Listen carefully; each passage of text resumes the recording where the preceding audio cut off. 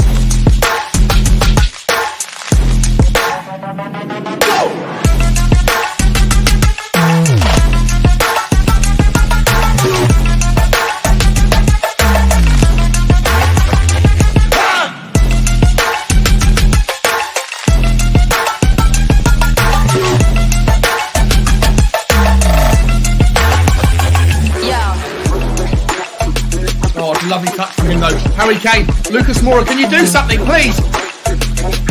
Last chance, Matt Doherty! Oh, you shite! There could be from the dead to the don't fuck it up now, Go and win it! Let's go for chance! Stephen Bergwijn! Stephen Bergwijn's through! Win it, Stephen! Come on! Yes! He's won it! He's gonna win it! Oh my God! Oh my God! We did it!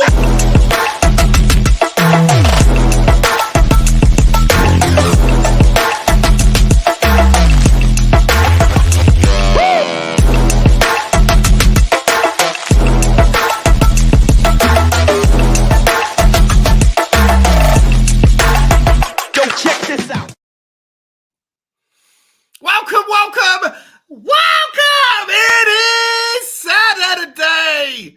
Almost forgot how to say Saturday. I've already messed up! Yes! Love it when your English thing doesn't work. Within 3 seconds. It is the 2022 version of May the 21st. And you're back here with me, Sean Butler, at the Spurs Talk Show. How's everybody doing? Nervous? Little bit nervous. Don't tell me you weren't nervous when you heard yesterday at one point that Harry Kane was sick and that there was a bug. Don't tell me even the most confident of you weren't a little bit, oh shit, it's happening again. We're going to get to that as we get through everything. How's everybody doing? Welcome. If you are new here, good thing if I look at the actual camera. If you are new here, then welcome. If you're not new here, welcome back. Just for what it's worth, before I get to anything else, I have to bring up this. That piss stain kills me, says Cody Mack. You know what? Enjoy it. Enjoy it while it lasts, Cody, because first and foremost, it looks like Bergwijn's out the door. Second of all, I got to change things up for season 2. Season 2, you've got to change it up. You've got to have a new nemesis. You've got to have a new lead figure, a new love interest, etc., etc., etc. So these videos are going to be switched up. There's more things coming to this channel. We'll be talking about that in a moment. But, ladies and gentlemen, we've got a lot to get through. There's 30 of you in the house already. Blows my mind. We're just getting going. Thank you, everyone. If you wouldn't mind, please hit the like button. Don't hit it twice. Just hit it once. And if you haven't already, please hit the subscribe button and that little bell, the notification bell, so that you can be reminded in future when we go live. And if there's one thing that's obvious about this channel is we don't go live on a schedule. We go live impromptu. We like to just kind of like figure it out as we go along.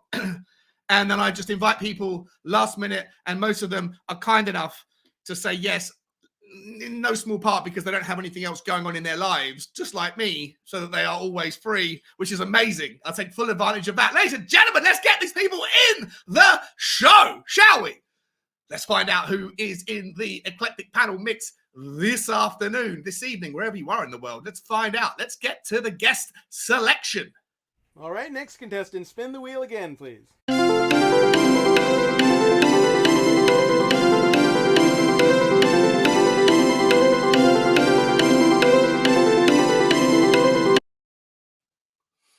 Ladies and gentlemen, we're going to come at them, bringing them in via the order in which they arrived. Let's bring this man away from his guitar for a moment. He's putting that down. He might bring it out later on because I can smell something. Can anybody else smell something? I couldn't hear a knock at the door, but I could certainly smell something brewing. Ladies and gentlemen, please give it up for the coffee man himself, Ben Kaufman. What's crack-a-lacking, Benjamin? Doing good. Yes, back to your original question. Yes, I was very worried yesterday when you talked about Harry Kane being Lasagna Gate Part 2, and we're going to talk about that, obviously, in a bit. I'm doing well. It's the most exciting week of the season so far, and hopefully it goes our way for once. Big up, everyone. Good to see you, mate. I completely agree. We'll get to all that in a second.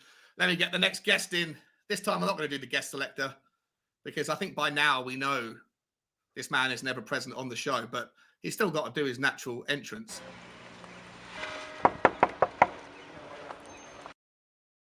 Ladies and gentlemen, coming straight out of the West Country, you know him as the same way as I know him. He's just another guy who puts numbers in his name. The artist formerly known as the man who had the audacity to put numbers in his name. It's Cuban99. What's crack-a-lacking, Coov? Big up, Sean. Big up, Ben. Yeah, doing all right. Starting to get a little bit nervous for some reason. So am I, mate. So am I. Totally confident all the way. Final game, just a little bit of jitters there, isn't it? It's the Spurs way. It is the Spurs way. We're going to talk about why in a moment. Ladies and gentlemen, next up, we go back to the selection committee. Let's find out who it is. All right, next contestant, spin the wheel again, please.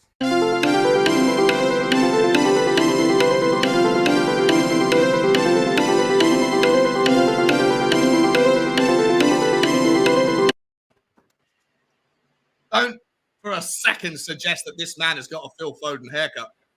Don't do it. He doesn't like it. He is Ireland's #1 Spurs fan and the world's #1 Harry Kane fan. He's got the Matt Doherty brew. I think it looks a bit more like Phil Foden. But whatever, please welcome to the show, my man, my mate from the Irish Hotspur. It's Dave Harris. Phil! Oh. Tell you that this is beautiful, eh? Pure Matt Doherty when I get the brush on it. Pure Matt Doherty. It's a little bit Phil Foden. No, look, Phil Foden couldn't get a beard like this. You mad, lad? I'm not talking about his beard. That's a murder, lad. Phil Foden couldn't get a beard like this. I've gone for the Matt Doherty, lad. Don't be jealous. I am jealous because I couldn't do it. I'm too thinning. It's all gone. My days of me getting a haircut, other than just the cover up, the pullover, long gone. That happens. You can do a 2-for-1 deal on the hair transplants, surely. Yeah, I'm going to try and get sponsored by whatever the opposite of Manscaped is for your hair, like Man thatch. Man thatched, indeed. We'll see if there's one of those out there. Ladies and gentlemen, stay there, guys. Stay there. There's one more guest to come in and say hello. This time we definitely need a guest selector because this guy hasn't been around for a while. All right, next contestant, spin the wheel again, please.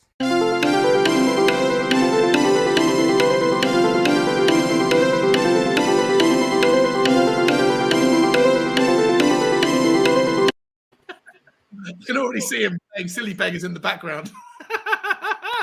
I'm not sure what to say you know him as. All I know him as is the wind-up merchant of Mr. Will Stewart. If Sonny isn't the best player in the world for any reason, this guy goes and takes the time to remind a certain Will Stewart that he's not the best player in the world for any particular reason. Ladies and gentlemen, please give it up for Cody Mac. Oh, he's not there. He's there. Cody Mac. How are you, Cody? I'm well. How are you? I'm sporting my John Joe Shelby. I like it, man. I like it a lot. Mate, it's going to be good. It's going to be a good show tonight, guys. Let me just, before we get into the comments, there's a few people I need to say hello to. Oh, hang on. Where's all my comments gone? What the hell? They've all disappeared. Technical difficulties. All the comments have disappeared. Here they are. They're back now. We're going to come back to that in a second. Before I get there, guys, there's 52 people in the house already, and we haven't even got going. I'd love it if you guys hit the like button and, of course, the subscribe button. Before I get any further, though, the very first comment that come out here before the show even started is from my man, my mate that I met at Tottenham, On Your Bike, Scott. Big up, buddy. I hadn't even announced it yet, but today, for the first time, I did go through the process of setting up a member channel. For the channel, essentially it's going to be giving access away to, custom shows, private shows, and getting the pre-match and the pump ups and the phone-in shows, all of the usual things that memberships offer for anybody that is interested. There's no pressure here. There's no push for it, but it's something that I am going to take this channel a lot more seriously as we go into the close season. And I haven't even had a chance to ask anyone, but Scotty's obviously seen it and has grab the membership immediately, mate. I can't. It's such a nice gesture, buddy. I really appreciate that, mate. And I promise you, I won't let you down. I'll put out more and more content every single day to try and get the channel to a place where it can justify such an investment on your part, mate. So I really appreciate that. Thank you, Scotty. Who else we got coming in? Lee from the Lane. What's happening, Lee? Oi, oi. What is going on, guys? How you doing, mate? Good to see you, buddy. Good to see you. Then we've got Cody 4 times saying Sean. 4 times a Cody. We've got V12, Shy FX. He's saying he's forgotten. Did you think I was going to be singing a song again and I forgot? Not this time, Shy. Not this time, my friend. No, I was just trying to think about how to open the show and I go live and impromptu. He's just spreading the word on socials. 164 Spur. Lukey. Saying, good evening, young Sean. Good evening, mate. Glad to have caught your name earlier today. I won't ever forget. Now he's just not like Coover, a guy who puts numbers in his name. Now he's a guy who actually I know the name of. And I figured that one out. William Pretty's in the house saying, name 6 players you would like to Spurs to sign. Okay, let me star that one, buddy. It's a good question. We can come back to that in a little while because it's part of the show this evening. Ethan Matthews is in the house as well saying, Covert Everton 1. Covert Everton 1. Not sure. He's using code names, lad. Okay.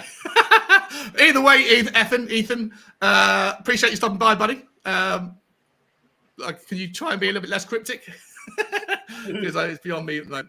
Tottenham Goals in the house. Dermot's in the house saying, ladies and gentlemen, live from somewhere in London, he is the man with the best catchphrase on YouTube. Here he is, the one and only Sean. It's Day! Butler, come on, Spurs Talk Show Army. Big up Dermatron of the Megatron. Dermatron. The piss stain kills me too, Cody. The thing is, like, what kills me is that you could have said it was like chicken wing sauce. You could have said anything, but no, the truth came out, didn't it? I don't even know if it was piss. I just assume it was. Well, it's piss now. Yeah. I suppose it could be chicken piss. It could be chicken piss, yeah. Jim Bird's in the house. Crackalack and Jim. Hope you're well, my friend. Zoe's in the house as well. Big up, Zoe. Says big up, Sean. Lee doesn't know what's going on. I'm not going to explain. You'll never come back. You'll leave and never come back. The people that were here beforehand, Lee, that they knew and they couldn't go, but you're still kind of you could leave and be so disgusted. So I'm not going to tell you.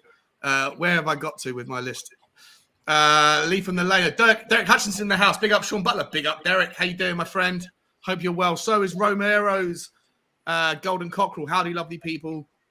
I think I finally stopped trolling scum channels. Well, at least till tomorrow. Come on, you Spurs. Come on, you Spurs Talk Show. Hashtag all one word. Good to see you, buddy. I don't know what your name is, Romero's Golden Cockerel. I'd love to know. Stephen. Stephen. Good to see you, Stephen. Good to see you, mate. King Hoddle's in the house. Evening, Sean. One more step. That's right, mate. Not that far to go now. We're going to get through this and we're going to talk about why I think everyone's feeling a little bit more nervous than they probably make out they were. RAI is also in the house. Big up, Sean Kingston. What was that song by Sean Kingston? I forget. He's like anyway. Phil's in the house. What's happening, Phil? Hope Holly was treating you well, buddy. He's going on a 5-star vacation. Oh, what happened there? Dave's dropped out. He's back. Phil's going on a 5-star vacation over to Turkey next week, I think he said. Lucky git. Yeah. Scrumpy's in the house. Was cracker lacking, Scrumps? Hope you're well, my friend. As is Right Heart Lane. And Bobby K's in the house. Big up, lads, and everyone in the chat. Danny is also... Oh, hang on a second. Where am I going? Danny's also in the house. David Doherty. David Foden. David Foden. He recognises a good Doherty haircut when he sees one. 100%. It's a great haircut, mate. It's a great haircut. I am just jealous. To be honest, I'm 100% just jealous. Mick Hermeluk's in the house. Good evening, lads. Come on, you Spurs. Come on, mate. Good to see you too. Emily Dunn. The Mrs. Foden. But great to see you. Big up, guys. You all look great. It's a cracking surname, that. Yeah, Emily Day is great. It's a great surname. Come on, you Spurs. Great haircut, David. Already a great stream. Excited for what you have coming up. Thank you so much, Emily. I really appreciate that. I would hate to say I love you because that would, be embarrassing to know, but I love you. Thank you so much. That means the world. You never have to do that, but I really, really do appreciate it. P.O. Block. Welcome, P.O. Block. I like that name. I really like that name. Come on, you Spurs. Who else we haven't said hello to yet? Joe 27's also in the house saying, big up panel. Let's get the win tomorrow. Come on, you Spurs. Big up, Joe. How you doing, my friend?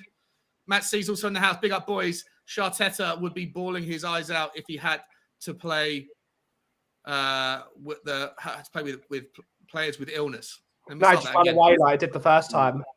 Yeah, we'll say that again because I completely screwed up my ability to talk there. Big up, boys. Sharteta would be bawling his eyes out if he had to play with players with illness. Yeah, he can't do it anymore, can he? He can't. We'll talk about them as well in a minute. William Pretty's also in the house. I love that name, Pretty. William Pretty. Pretty boy. He's a pretty boy. To the Arsenal fans, Champions League, you're having a laugh. Champions League, you're having a laugh. Good to see you, my friend. Hope you're well. 164 Spurs also saying hello to Dave. Mari, mate. Yep, Mari. Thank you so much, man. Love to see you, buddy. The night before, top four glory, my brothers. Oh, yeah. Harry is fit. Son is ready. Conte era is here. He eliminates and buried the Spursy tag. Let's hope so, bro. Let's hope so. Murray, again, mate, thank you so much, man. I always feel really awkward when people put in super chats. I haven't got used to it, so it means the world, man. Thank you so much, buddy. And I look forward to seeing you on the show soon, or I'll come onto yours as well. Absolute legend. Love Murray. Anyone that hasn't already, please go and see the Murray Spurs channel on YouTube. It's a wonderful place to hang out in the evening if you're up late, because he's in America, but it's a great place to spend some time. Lee from the lane, Tottenham gold. Paddy done this. Big Boss Man's also in the house saying, woo! Good to see you, Big Boss Man. Luke Price is here. What a back five of a panel. I think Dave's a striker. Dave would never play at the back, would you, Dave? I got the haircut for it, lad. Right wing back, baby. And Born to Lose 73's in the house as well. Big up to all on the panel and all the chosen ones in the chat. That's it. We've got through everyone. We can get on with the show. Thank you, guys. Everyone in the chat, keep sending your messages, and I'm going to try my best to get them all up on the show. Last time I was doing this last week, or earlier this week, whatever. I struggled a little bit to get everyone's chats up because it was all a bit kind of crazy, and there was more people than I was used to. But and I was actually drunk as well. This time I'm sober, so I should be able to keep it in control more, and hopefully I'll get everyone's chats up. Sean. Yes, mate. That's an intro in under 20 minutes. Is there a fire, mate? Yeah. I'm proud of myself. I'm trying to get more professional. Tottenham Man Dem is in the house saying Arteta is a nonce. Okay. Allegedly. Alleged nonce. Alleged kiddie fiddler. Rick Todd's also in the house. Saying a team health check, please. Apparently, we've got a full strength squad apart from the injuries we already knew about, Rick. We'll talk about that in a second, though, when we go through the preview. Lee Richards in the house saying, crikey, thought all we needed tomorrow was a point against one of the worst teams Premier League has ever seen. But listening to some fans over the last few days, now appears we are playing the best team football's ever seen. They were playing prime 60s AC Milan. Yeah, it feels that way. I'm just getting a little bit nervous, I think. And lastly, wow, another super chat. Bobby K. Love you, my friend. Bobby K. For the Get Bugsy a Raincoat Fund. Lol, big up panel and everyone in the chat. She's a water dog. A lot of people tell me it's outrageous that I put a coat on and let her get wet. She's a water dog. They like water. It's not a problem. I'll put it in the fund. I thought it's because Bugsy doesn't want to have a piss stain on them. You're outrageous. You're outrageous. Bobby K, I love you, my friend. Thank you so much for the kind gesture. Absolute gent. You never have to do that, mate. No, it means the world, though. All right, guys. All right. Okay. Let me get up straight. Here we go. So let's start with.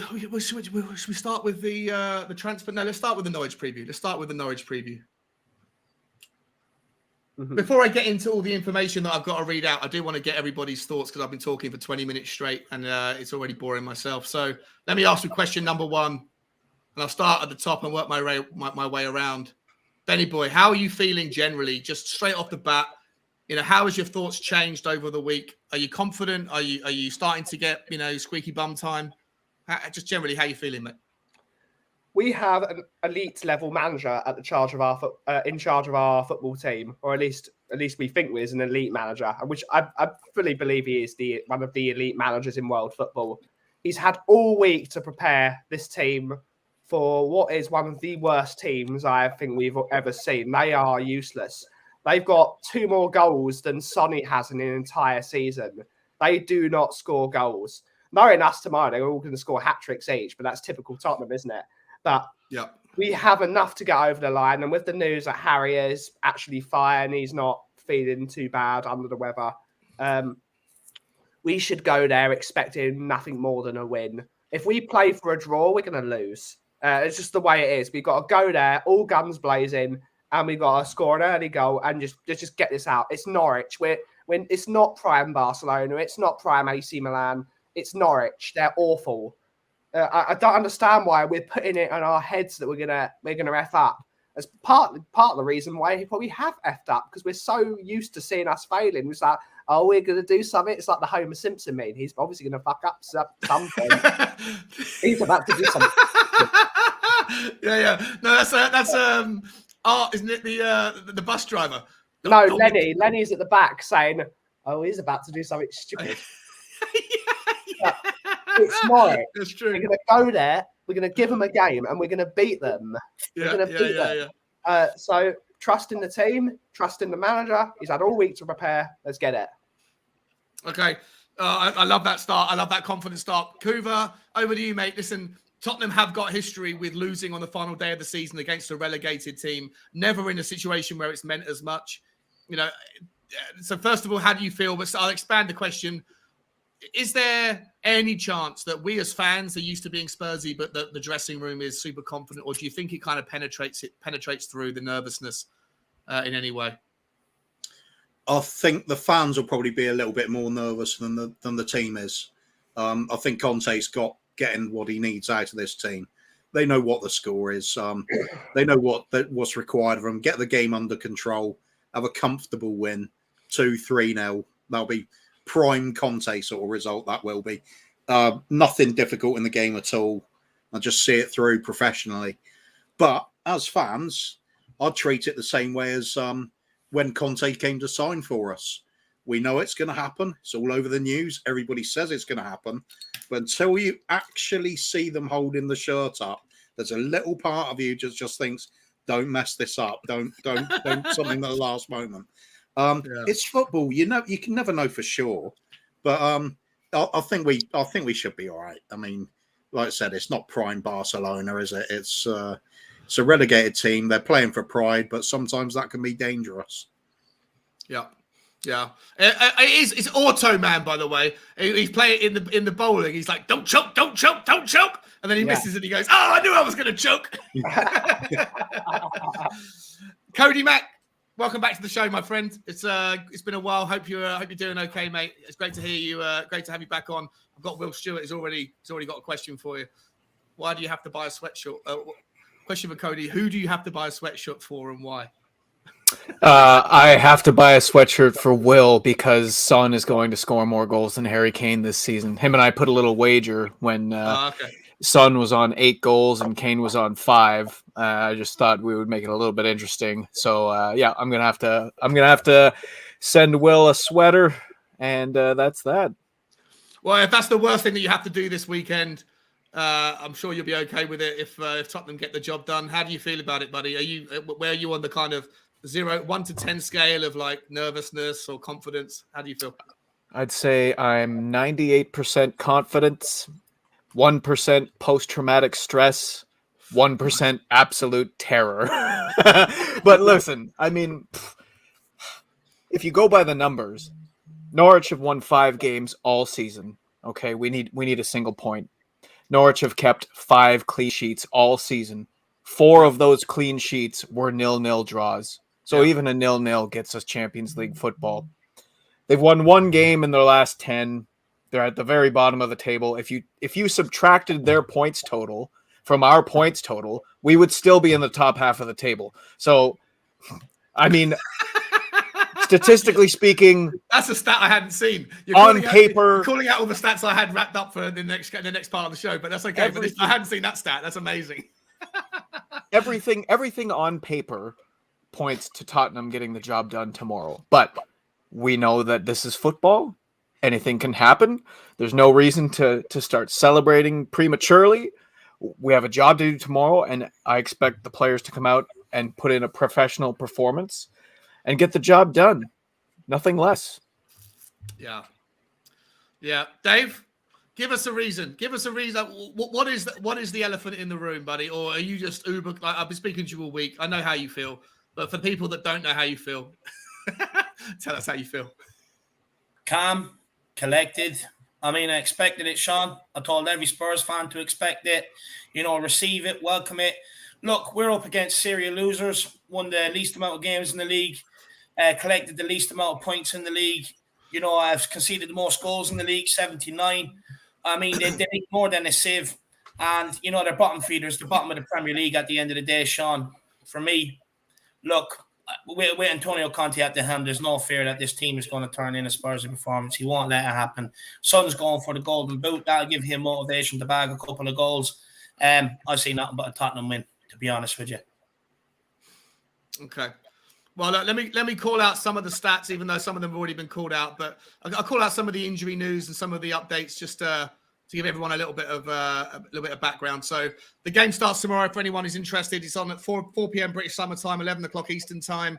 I'm not sure where else you might be in the world. It's obviously at Carrow Road in Norwich. The referee is Chris Kavanagh.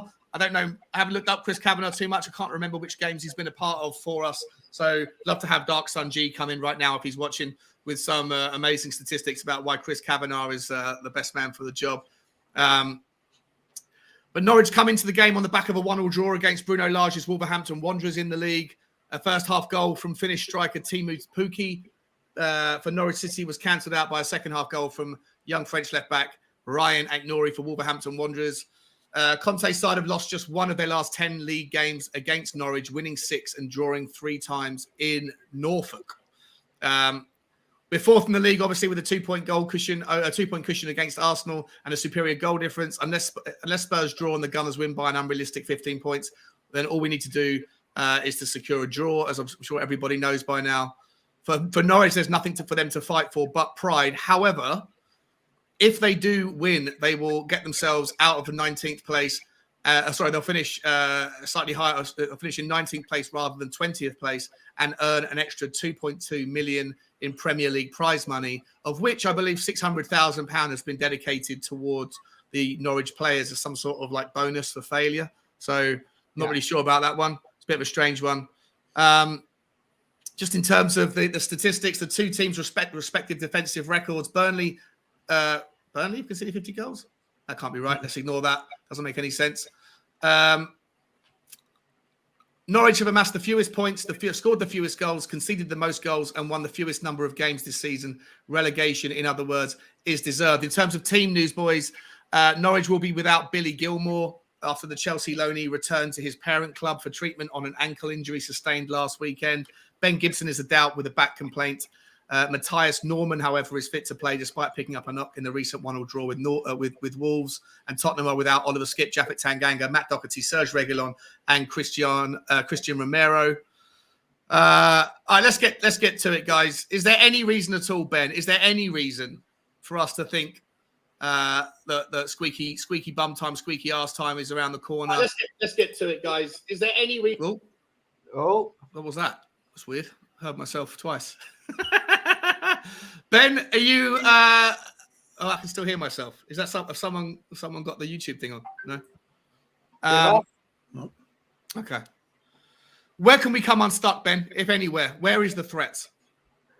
We will come unstuck if we treat this game like a walk in a park. We've got to be full professional, and we've got to turn up like it's another Premier League game. You cannot underestimate Norwich by any means. They are a team that's played in the Premier League. Of course, they're a yo-yo club, but the only reason we will not get a draw tomorrow is because of us. That's the only reason. So we cannot go there with any sort of complacency. We've got to have the sword out, shined up and ready to go, and we've got to take them to the sword. Because if we go there thinking that the draw is just guaranteed, it's not. No result is ever guaranteed in the Premier League. So we just need to play our football, control the game, and we'll get through it. Kuba, are you worried at all about any of the particular positions? Is Davinson Sanchez going to be targeted by Timo Pukki? How do we sort of suffocate that threat out of the game? Or do you just think it's literally simple? If everyone turns up and does their job, then literally we're better for them man for man, and there's really no reason to fear anything. Piece of piss on paper, isn't it? I don't see any real weaknesses to exploit. Even Emerson's defending well recently. Sanchez came back into the team. People were worried about it because replacing Romero is obviously a quality player, but Sanchez has done fine. He's still got Dyer alongside him to sort of guide him through things, be the sort of leadership that he needs. With Emerson picking up in form, at least being solid at the back, it helps Sanchez. So I don't see a problem. I mean, when we were talking about illnesses might decimate the team, if it had been like Kane and Son missing, or even worse, it could be the likes of Bentancur and Højbjerg both out at the same time, because we've literally got nobody but Winks there in the midfield.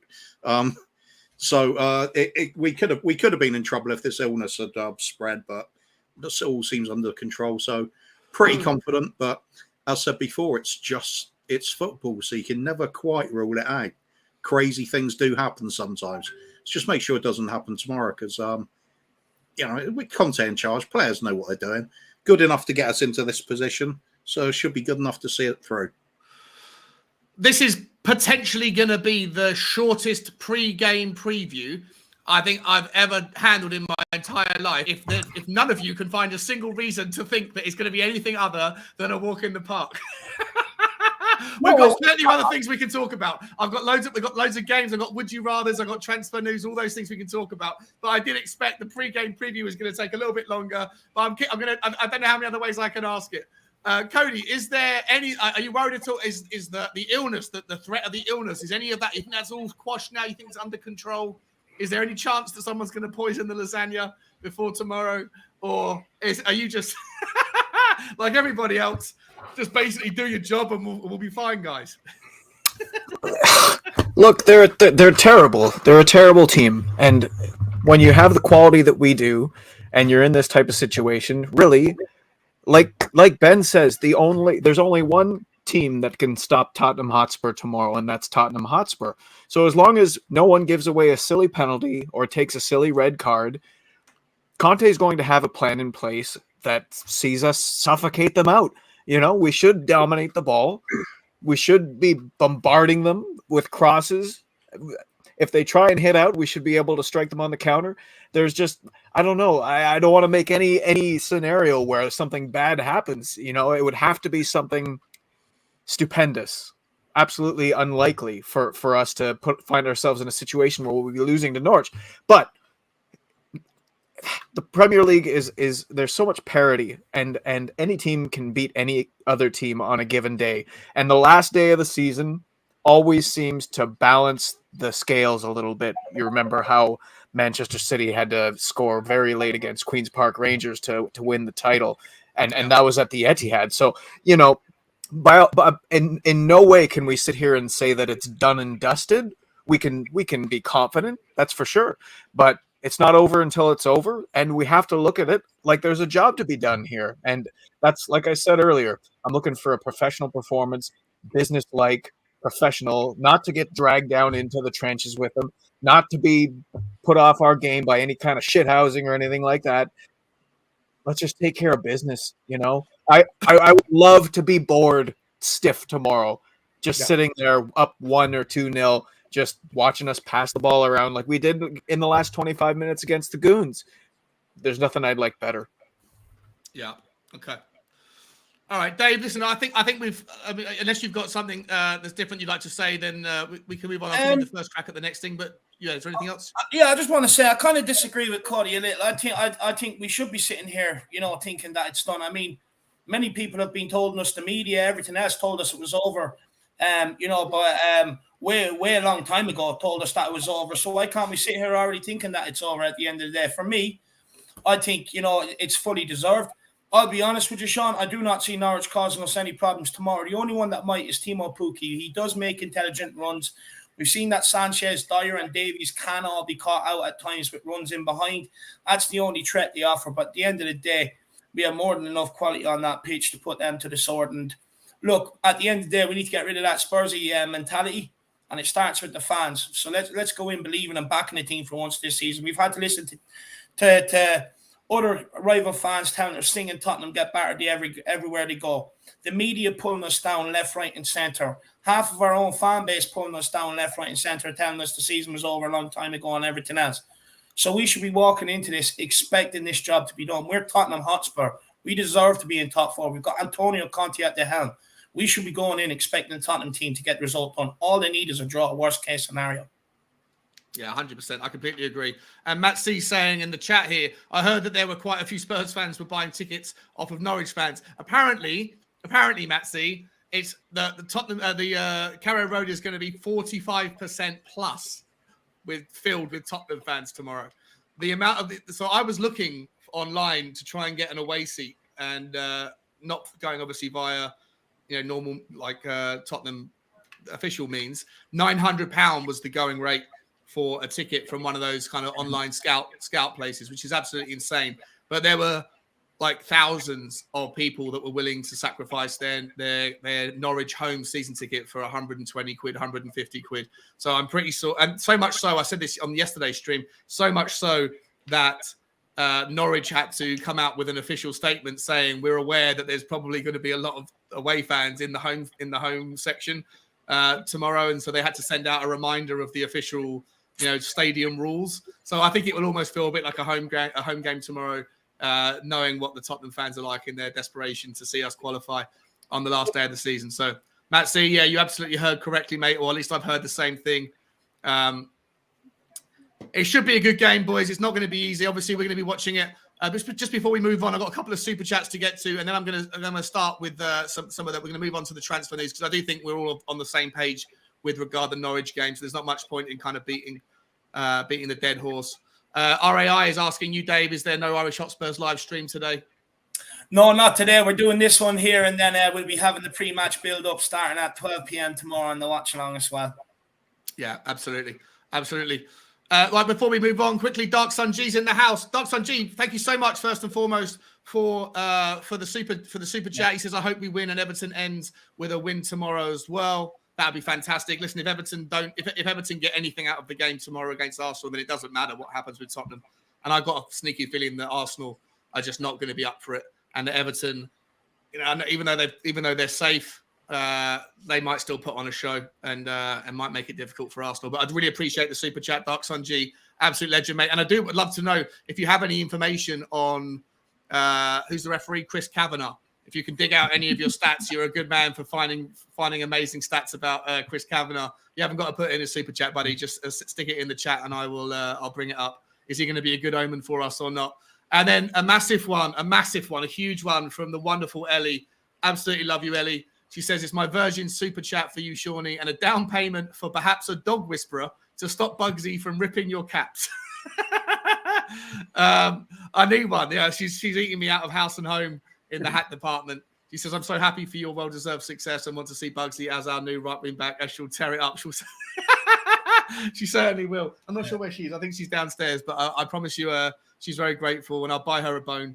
Something for her to chew on. Thank you so much, Ellie. That's honestly means the world. You would never have to do that, but sincerely, thank you so much. I'm very grateful.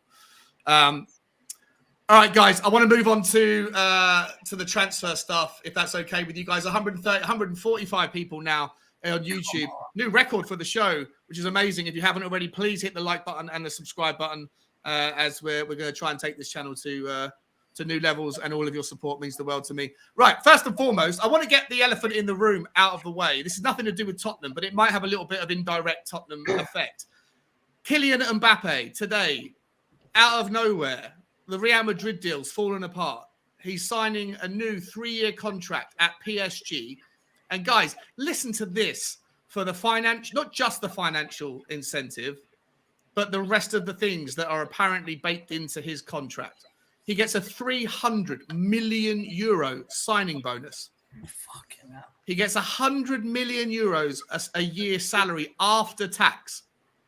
2 million quid a week, 2 million euros a week after tax. That's a million. That's 300 grand a day.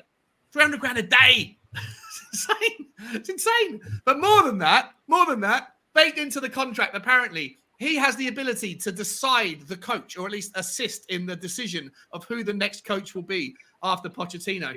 He also will have a say on the new sporting director. And finally, this is the weirdest one ever, he can approve signings and sales.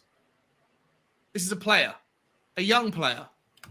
I don't even know where to go with it, but I want to start with everyone's just opinion just generally on what does that mean for football generally? Is this player power gone mad?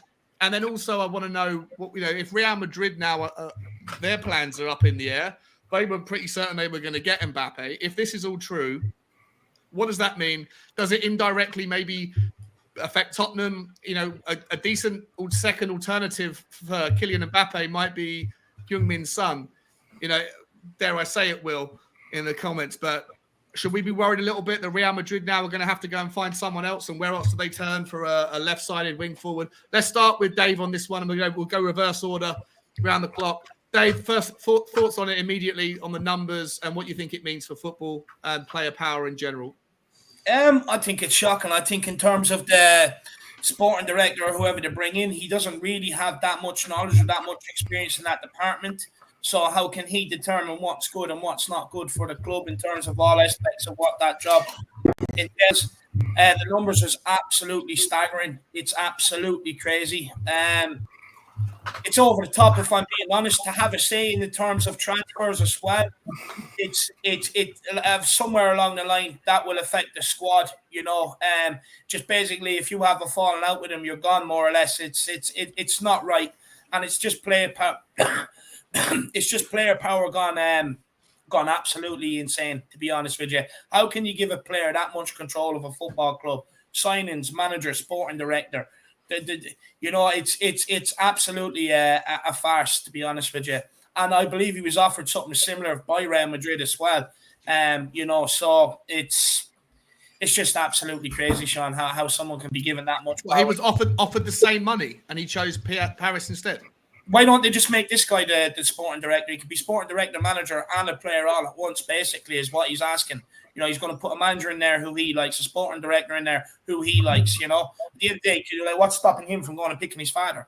You know what I mean? Or no, there's nothing stopping him from doing that, though. Nothing stopping him from doing that. And I don't think it'll work out for PSG. I think it'll cause a lot of problems on the pitch. I think it'll cause a lot of problems within the squad. And as you see nowadays, and what they're destined, they don't care about the French league. They want the Champions League. But if you want to go and win the Champions League, you have to have squad unity. You have to have players that are willing to go through, to the bottom of the barrel sometimes just to dig out a result. PSG do not have a squad like that. And someone like Kylian Mbappe is certainly not going to be able to put a squad like that together. How can you give him whole control over the whole footballing side of things? It's ridiculous. Yeah, I echo those sentiments. I don't know. Listen, I'm just taking a bunch of different I don't know how well they are, but there's a lot of people that are coming at it that are supposed sports journalists that are all saying the same thing on Twitter. So I don't know. I could be wrong, but this is what I'm just punching it out there. Cody, mate, over to you, bro. You're a Twitter, troll. You love to go after people on Twitter. You must have seen this. What did you think when you saw this today? Well, first of all, can we just say what an opportunity missed by Daniel Levy? Could have had Mbappe on a free. No, but seriously, I think honestly, I think that there's probably aspects of this that are being a little bit blown out of proportion in terms of what Mbappe actually has control over. Like, I don't see there being any scenario where Mbappe is actually being ceded control of these types of decisions. My interpretation of it and what I think is going on is, on top of the money and everything like that, there were promises made to Mbappe that they would bring in Zinedine Zidane. There was a promise made to him that Leonardo would be gone. There was a promise made to him that Louis Campos would be brought in. All things that he approves of. I don't think that they're asking him, who are you going to put in place? That's not Mbappe's job. It's not his. He's not qualified to make those types of decisions. But I think in order to get him to commit to Paris over Real Madrid, these are just things that they had to throw in there to sweeten the deal. So is it good for football? Absolutely not. There's so much money flooding the game right now from shady sources. There are rumors out there that there are elements of the PSG hierarchy that are, I don't want to use any kind of nasty words or anything, but let's just say not good elements that higher up in the PSG hierarchy. So it's really too bad. The same problems that exist in Newcastle. I don't know if you guys saw that Newcastle leaked their third kit next season, and it looks exactly like the Saudi Arabian flag. I mean, Newcastle I don't know how that happened, but that regime is obviously there to legitimize certain political agendas. It's madness. Paris. I mean, listen, forget about the politics. I don't even know how Paris Saint-Germain can do this with FFP. Like, how on earth Paris Saint-Germain do not bring exaggerate their sponsorship stuff, Shawnee. Yeah, of course. Yeah, that's the obvious way they have to do it. But like, there needs to be a bit of a. I mean, I was listening to the guy at the Football Terrace, that Terry guy, the other day, about a couple of weeks back, and he made a really interesting analysis on Manchester City, and that Manchester City exaggerate their sponsorships by having, £1 million, 2 million quid, 5 million quid sponsorships from companies that are essentially shell corporations. And that when they looked into it, not him, but when someone looked into it, they were just offices that had no employees, like a secretary that would be there. Essentially, it's just all fake money that are coming through these shell corporations, acting as sponsors. There needs to be a mass. I mean, they've already overhauled the FFP. I actually haven't done a video on it yet, but we can talk about that on another day. But it just doesn't make any sense. Kuba, do you know what? Like, first of all, sorry, man, I'm rambling. But like, are you comfortable with it? To Cody's point, it's spoiling football, and then of course it's controlled by the people at the top, and those people have shady records. It's not a good thing, right? Yeah, I've said this before several times. I've been deeply concerned about the state of football ever since the introduction of the Premier League. All that vast hike in money that's going into the game. It's not good. As far as I'm concerned, this is the next big step on the path to clubs having transfer budget caps and players having wage caps. Because at some point, somebody's going to have to step in and start curbing this trend, because otherwise you're just heading for this. The bubble's going to keep expanding till it pops. It's a bit like the financial markets in that respect, as far as I can see it. It's the clubs lower down in the leagues that are going to suffer. They simply won't be able to cope. Everything's going to be, all the finances going to those people at the top all the time. It doesn't filter down. They say it does, but it doesn't. Everybody's just trying to catch up. There's breakaway leagues all the time. Super League talk coming back. It's just constant. And who pays for it in the end? I've heard people arguing about, oh, well, that's all right. The money's going to come from TV deals and things like that. But then who buys the subscriptions? The fans do. It's the fans getting pissed on all the time. This money is ultimately coming from the fans in one way or another. There's oil money coming into a lot of it, and they're happy to throw it all away. But they balance the books in other ways as well, don't they? It's TV revenue and charging the subscriptions for all sorts of things, advertising hooked into it. The money pit's just ridiculous now. It's just like there's no end to it. We're beyond capacity now. It's just ridiculous. Now with player power, like if this any of this Mbappe deal is true, with giving the player that kind of power, it shows the desperation of PSG to hang on to the player. Yeah. I mean, he's obviously the French pin-up boy. Perhaps they're going to make him the new president as well, and make him and bring back the empire, have him as new emperor of France, new king. Yeah, why not? It's just ludicrous. A player should not have anywhere near this amount of say so in a club. Clubs, it's just the back out to the old days. Graham Roberts, the name on the back of the shirt's nothing compared to the badge on the front. It's the clubs are being held to ransom. It's stupidity, and clubs bowing to it as well. PSG so desperate for this Champions League that they're just acting foolishly and irresponsibly, and Real Madrid quite happy to match it by the looks of it. So yes, it's disgusting. And finally, Ben, if you want to say how you feel about it generally, but I'd also like to hear do you have any thoughts on what this might mean for the transfer merry-go-round for strikers and forwards? We know that particular department of the game, of the positional positions in football, there's so many teams that are looking for strikers. There's so many teams that are looking for forwards. They're just and all of the top teams, right? Most of the top teams are looking for forwards. One of the reasons why Dave was always bang on by saying it didn't matter what the money was at the start of the season, losing Harry Kane, you'd never be able to replace him, right? And we've done so well keeping hold of him. But if Mbappe was going to go to one of the clubs that needed that striker, and Paris didn't really need a replacement, they've got a million players that are ready to fill the boots. Him not going now, what does that mean? Should we be worried about Sonny? Is there going to be Harry Kane's not going to Man City, so that might give the media no reason to push that story. Are they now going to push the Son narrative, the Sonny to Real Madrid narrative? What does this mean for the merry-go-round of the forwards this summer? Well, it's set the precedent for even more evils being put in the game with the amount of money that's now physically.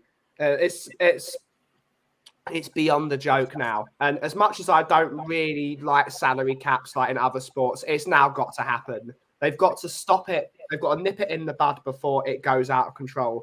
300 million a year it's bonkers. That is just bonkers. No, 300 million signing bonus, just a bonus. Oh, signing bonus. again, even more bonkers. It's just bonkers how much money they're willing to give Kylian Mbappe. A 600 million euro contract over 3 years after tax. That's a billion. That's a billion. That's essentially $1 billion euros before Kylian tax. Mbappe is an unbelievable football player, but he's not the best footballer in the world. He's not in the top 3 footballers in the world. Imagine what someone like a Messi in his prime could ask for. 300 million, just a bonus.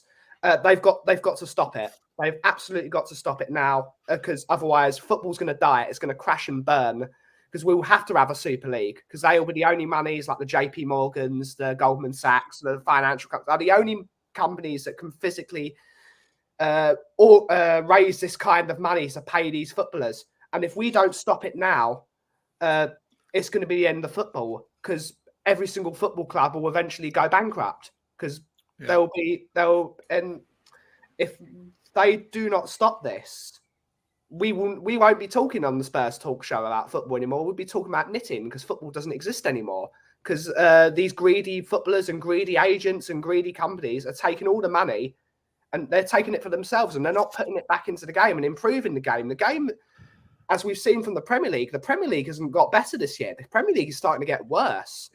Whether that's because other leagues are improving, like Serie A's improving and La Liga's improving, but everything's they're starting to stagnate. And if the product isn't worth that money, why is the money increasing?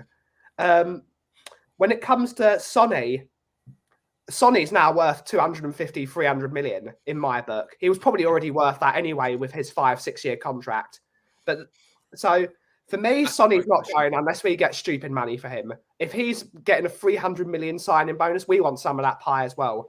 So this merry-go-round is not going to affect us too much, but I'm worried for the game in the next few years. I'm very, very worried.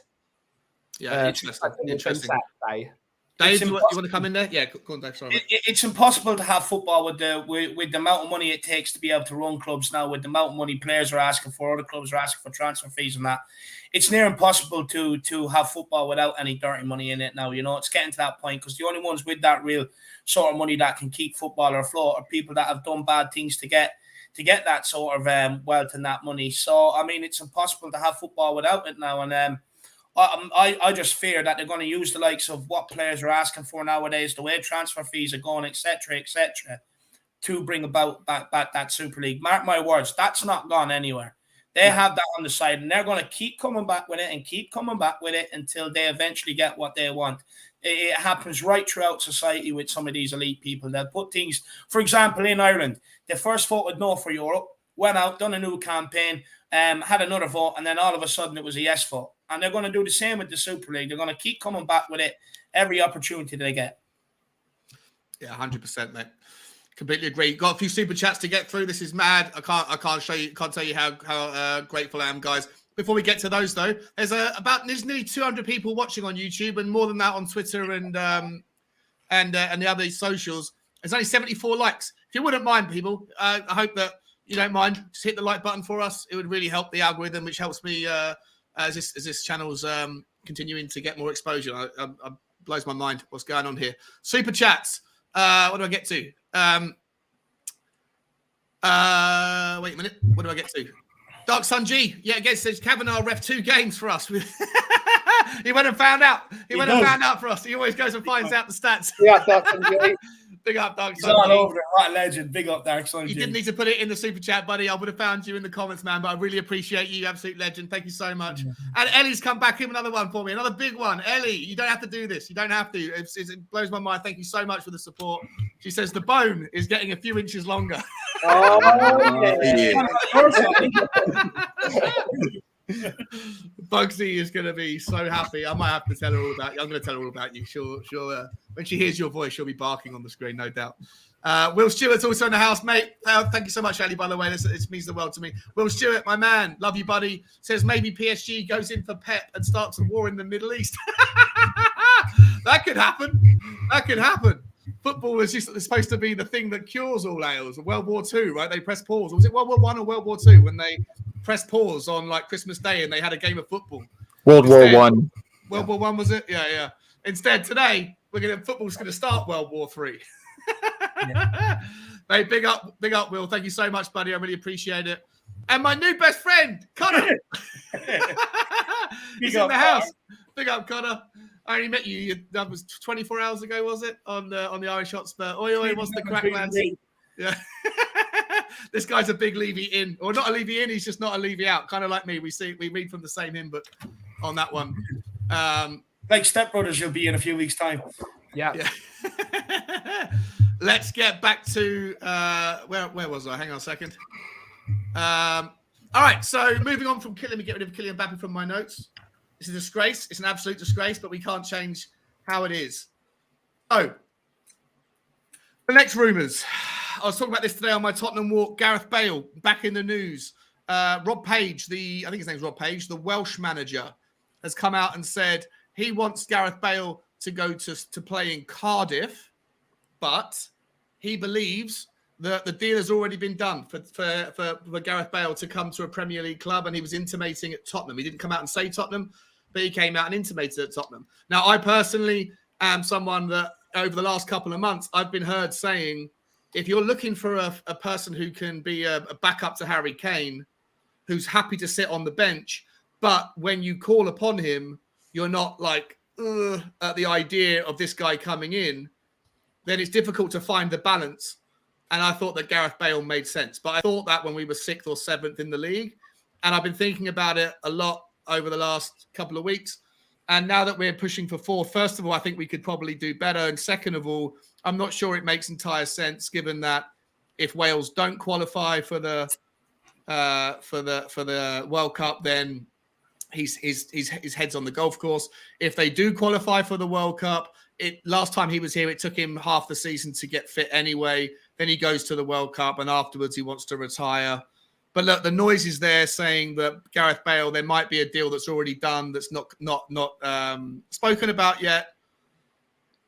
So I'm going to ask you guys, like, should we be aiming higher? Would you be happy if Gareth Bale was the guy that was brought in to be the backup for Kane? If he was the only guy? Or would you be okay with him if there was somebody else that was brought in as well? What are your thoughts generally on Gareth Bale being at Tottenham next season, now that we are potentially, hopefully, going to be in the Champions League? And we'll come to Cody on this one first, buddy.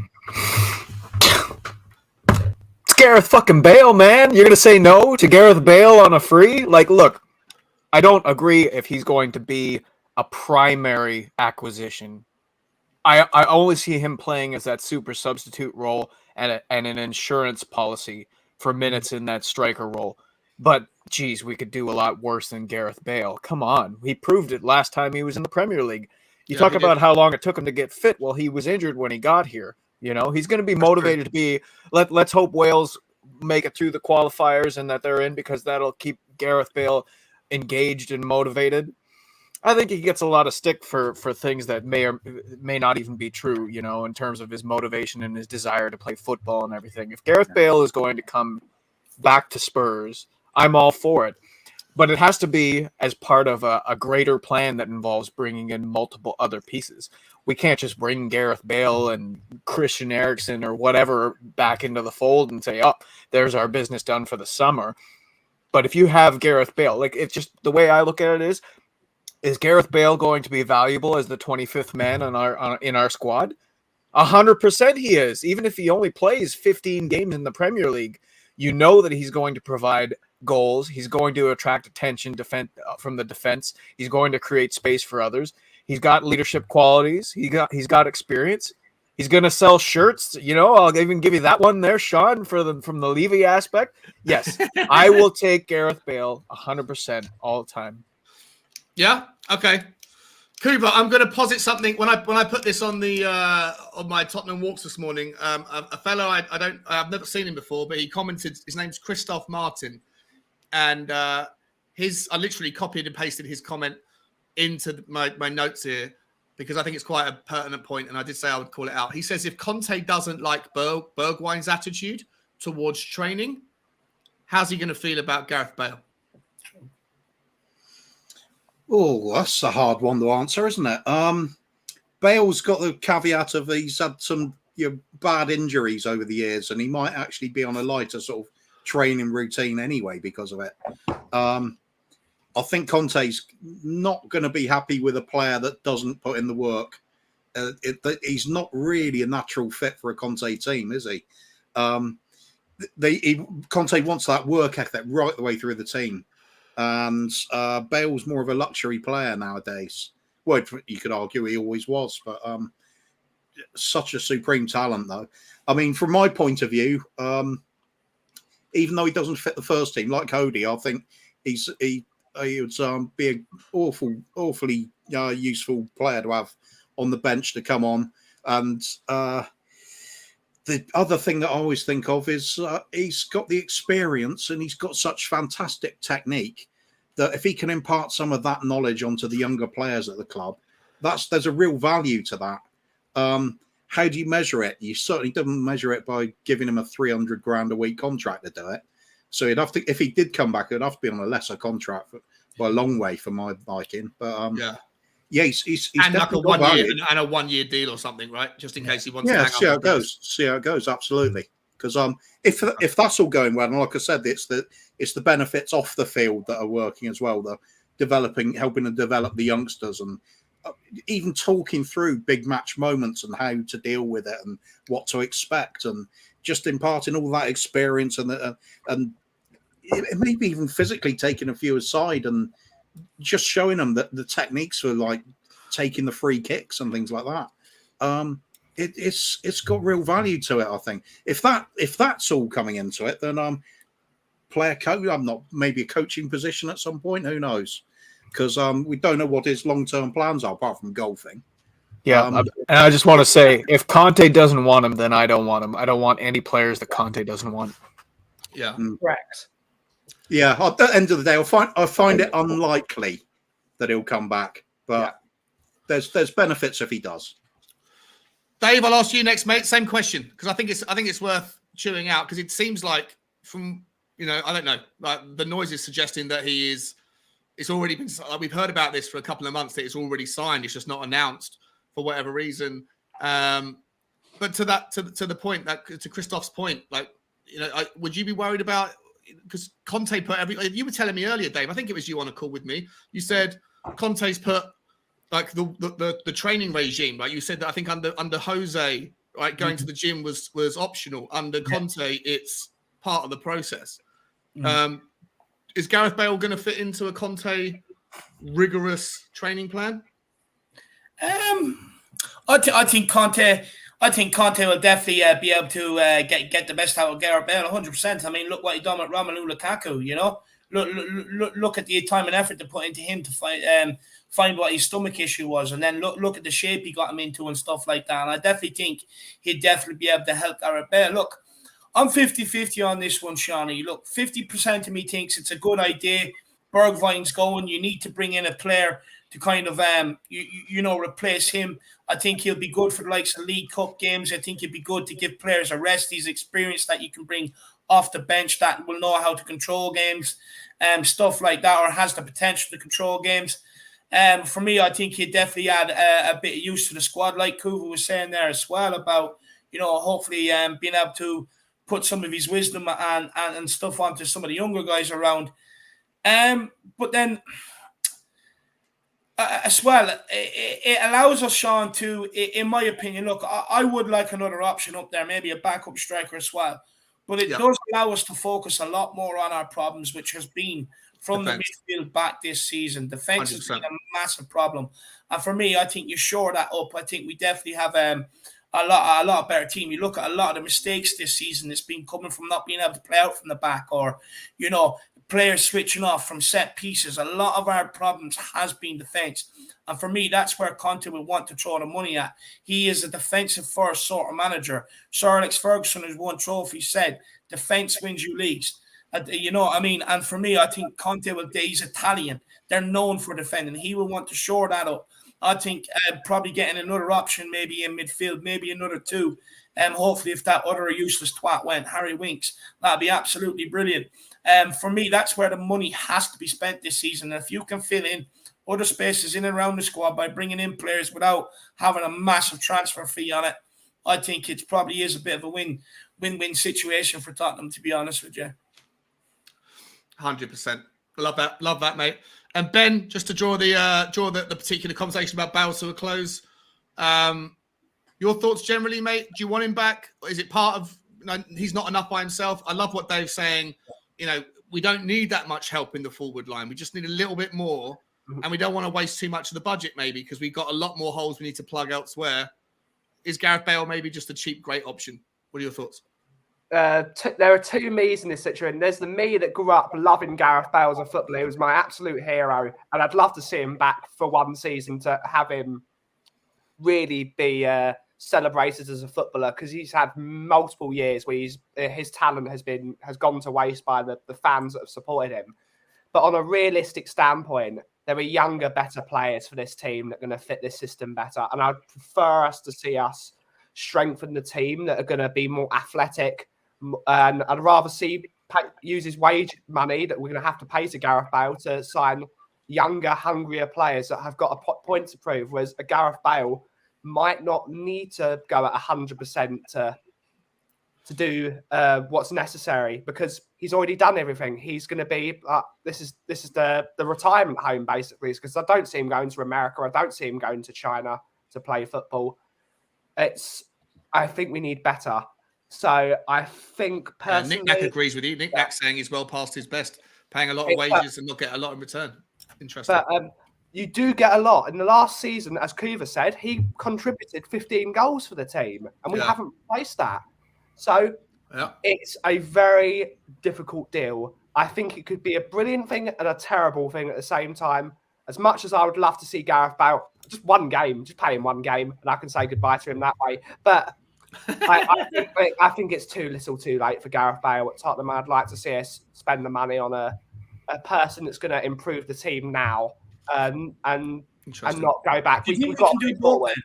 Do you think we can do both? Because I think, look, Gareth Bale will be a good option to beef up the options, but I also agree with you that we do need to buy and bring somebody in, because don't forget, we will have cup games where we want to rest Kane's son, Kulusevski maybe, and you'll have Lucas, you'll have Gareth Bale, but you still need somebody else there. Do you think we could do both, Benji? We could possibly do both. There's always a room to do. It depends on the wages. If he's asking for 300k a week, absolutely no. Yeah, of course not. Yeah, he'll break the wage structure. Yeah. This is the problem with some of the other players we were going to bring in. If you bring in a Dybala, he was going to set.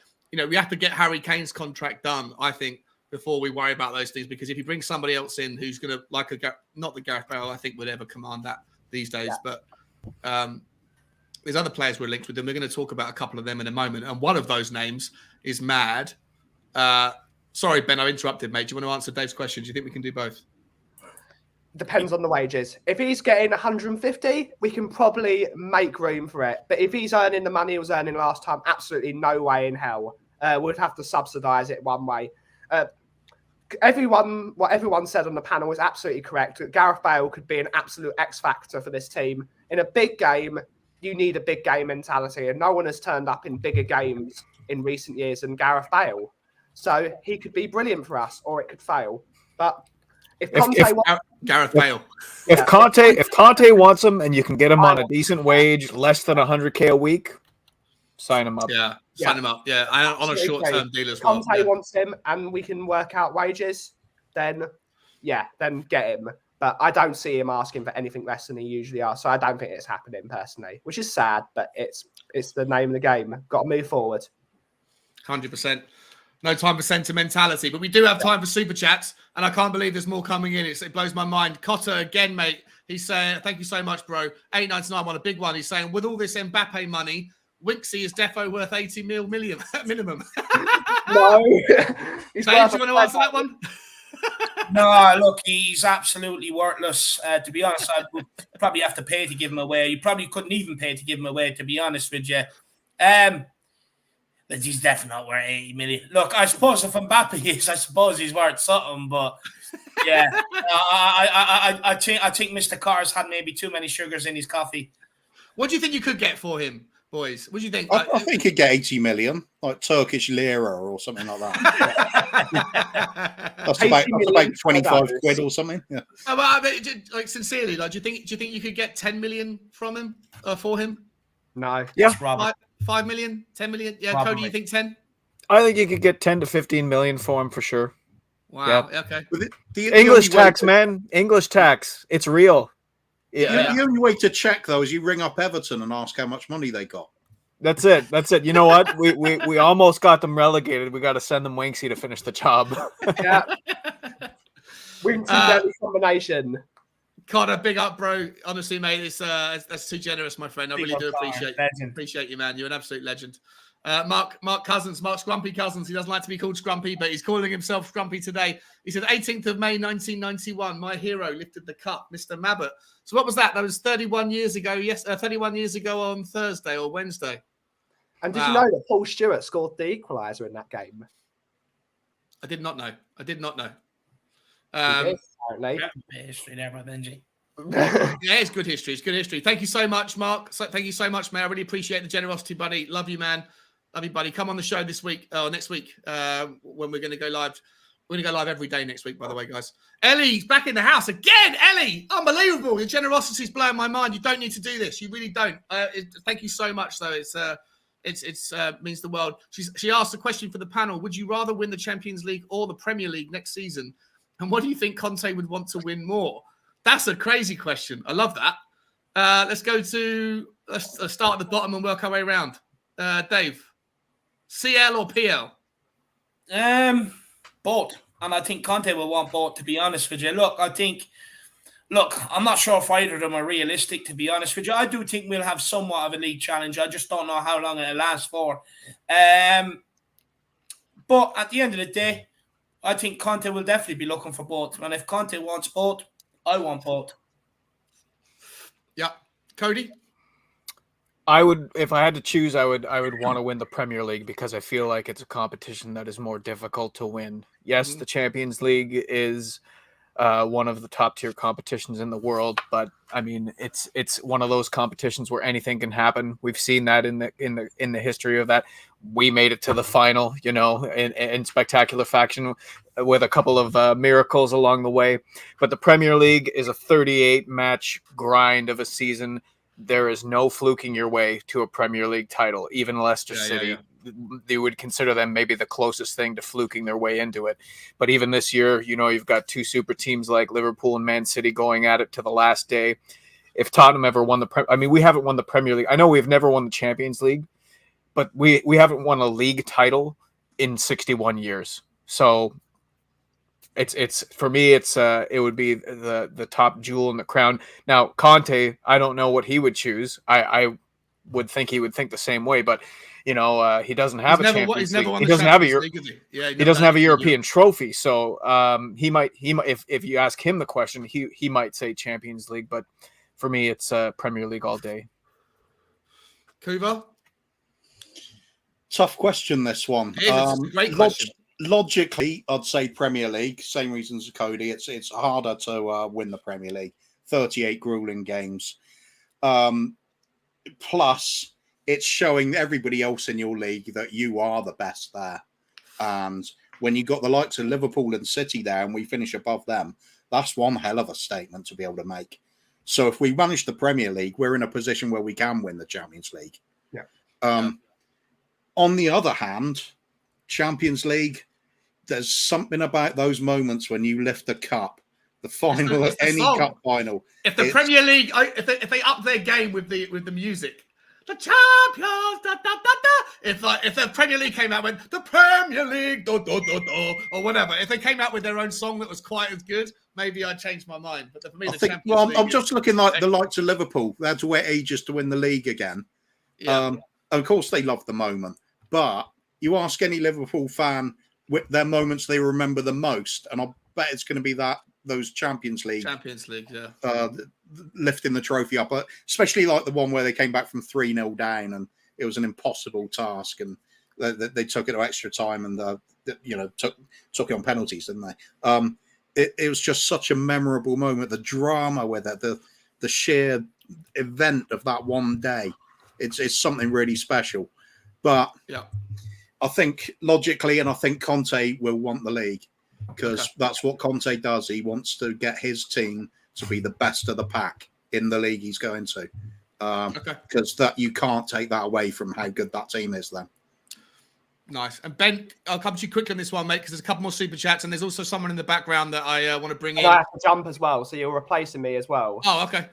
Let's finish it off then with what's your pick, Premier League or Champions League? Conte is a serial league winner. He loves winning those leagues. If he'd wanted to win a Champions League, he would have won one by now. He's an elite level football manager. But his shtick is winning league titles, which is a harder thing to do over 38 games, which is what Cody said before. But I want to win the league because that will be the symbology of Tottenham being back. Tottenham used to be a team that known for winning the league and cup double. We need to get back to that. We need to show that Tottenham are again a force in the league. Whether it was the 80s season when we almost won the title, when we didn't win anything, we need to get back to challenging in the league. Because I think as much as we love Europe and how Europe is a special part of Tottenham Hotspur Football Club with the all-white kit and playing under the lights, we have to start going for the league. The league is a special thing to win, and I think Conte will want to win that. And if we keep this manager and back him properly, this manager will win a league title because he's done it everywhere else. It's not like a Jose Mourinho where he's coming down from the mountain. He's at the peak of his powers. He's in his pomp, as Simon Jordan would say. And with this manager, we can win a league title. We just got to back him. Love that. Ellie, I hope that answered the question for me. I'd take the Premier League first, even though I love the Champions League noise. The song for me is fantastic. Ben, mate, I know you got to go, so I've just put your link in the channel. Guys, there's 206 people in the house right now. On YouTube alone, there's about another 25, 30 elsewhere. If you haven't already, please hit the like button to this. I'm going to put everyone's links for their channels in the chat soon. But Ben's is there right now. Ben, what can everyone find you, buddy? And what's coming up on your channel? You can find us for your daily chill session. If you ever need somewhere to go and get out of the stress of the world. The coffee company is here for you. We talk about culture. We talk about football. We talk about everything under the sun. It's just a nice place to be, to get out the stress. We all have a chat with everyone. Everyone here is always in the channel to talk about stuff. And it's just a place to get out the stress. We are following my journey to eventually compete for the World Barista Championships, which is on the way. I'm starting to compete. I'm already building my own team. And just come here for a chill and just listen to great music and just have fun. There's enough stress in the world, and the coffee company is somewhere where you can be chilled. It's a really great place, guys. You can find them over there every day, I think from 1 o'clock for a couple of hours, on 2 o'clock, and then on a Friday, he does a longer show with coffee. So go over there. Ben, it's the coffee company. It links in the chat, guys. Please go over there and show him some support. Ben, have a wonderful evening wherever you're going tonight, mate. Thank you so much. And as thanks always, for coming on, buddy. Love you, man. Thank you. If you smell what the coffee's brewing. Say it again. Say it again. Say it again. If you smell what the cough is brewing. Love you, mate.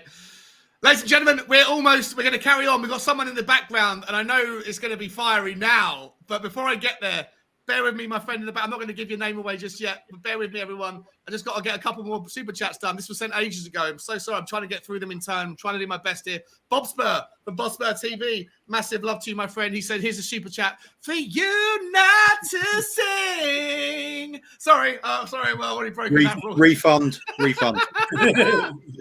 I promise you I won't sing. I'm not on this channel. I'll do one tomorrow on Dave's for the pre-match watch along. I'm going to get my guitar. And I'm going to be doing some a little bit of a Norwich game preview show, so make sure you check that one out. Thank you so much, Bob. I really appreciate the support, big man. You're an absolute legend and a goat of the community. And Cotter, once again, bro, you're embarrassing me, my friend. Is this you putting in the super chat?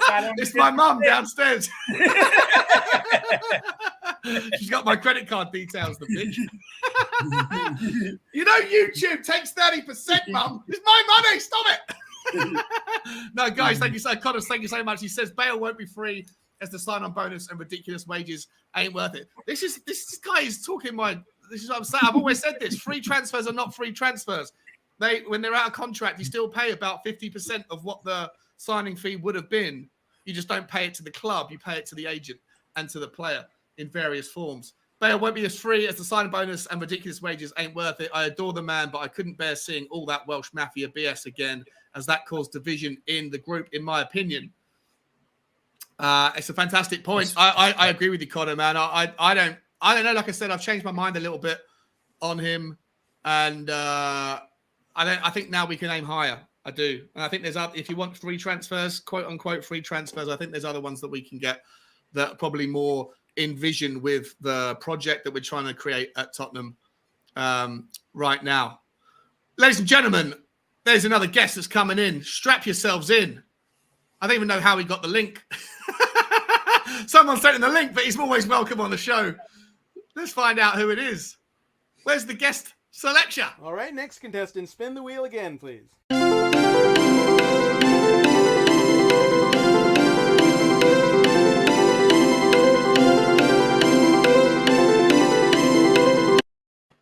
He's not even on there.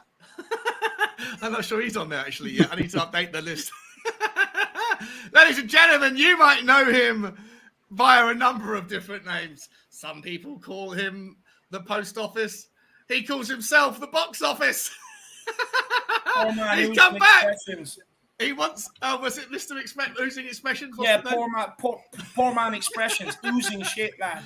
He obviously wants to come in and have a row, and that's okay with us. That's what we encourage this stuff. Please give it up, ladies and gentlemen. Make him feel very welcome in the comments. It's Alex. How you doing, bro? As I said, fucking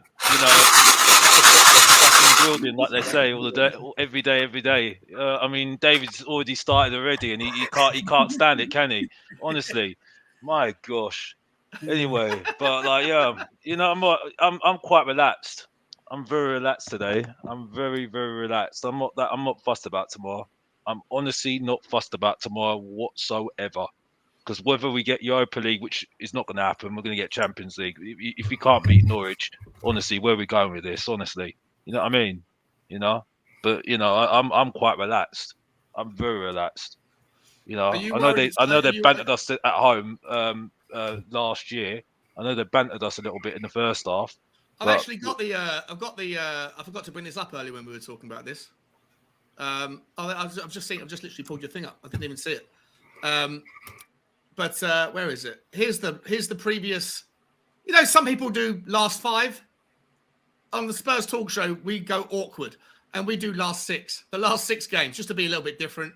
Tottenham, and this is like showing the L's are for Norwich, because I was looking at it from a Norwich perspective. But the last time we played them was obviously around Christmas time, and then last season we split the points. Oh, that was the FA Cup where we won. I think they won on penalties, and then yeah.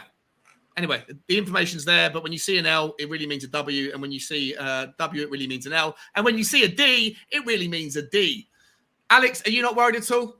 Not that I want to get back into the Norwich thing, because I think we're already we passed that, and we're going to talk about this other stuff. But are you? I'm not fussed. I'm not fussed whatsoever, because even if we get Europa League, it's a good season. To be honest, if like I said before, and I'm not going to repeat myself, because I've said lots of things already on lots of different shows. I said the same thing. We're just repeating ourselves. Like if Conte's if Conte's staying because we're going to get Champions League, where are we going with this? You know what I mean? The fact is, Kane and Son need major trophies, and I had to say major trophies in that, because Carabao Cup means nothing to me at the end of the day, because I've seen we've done it before, and we've done nothing afterwards. With two managers that won trophies before, serially as well. One manager that was at ex-Arsenal that people couldn't stand.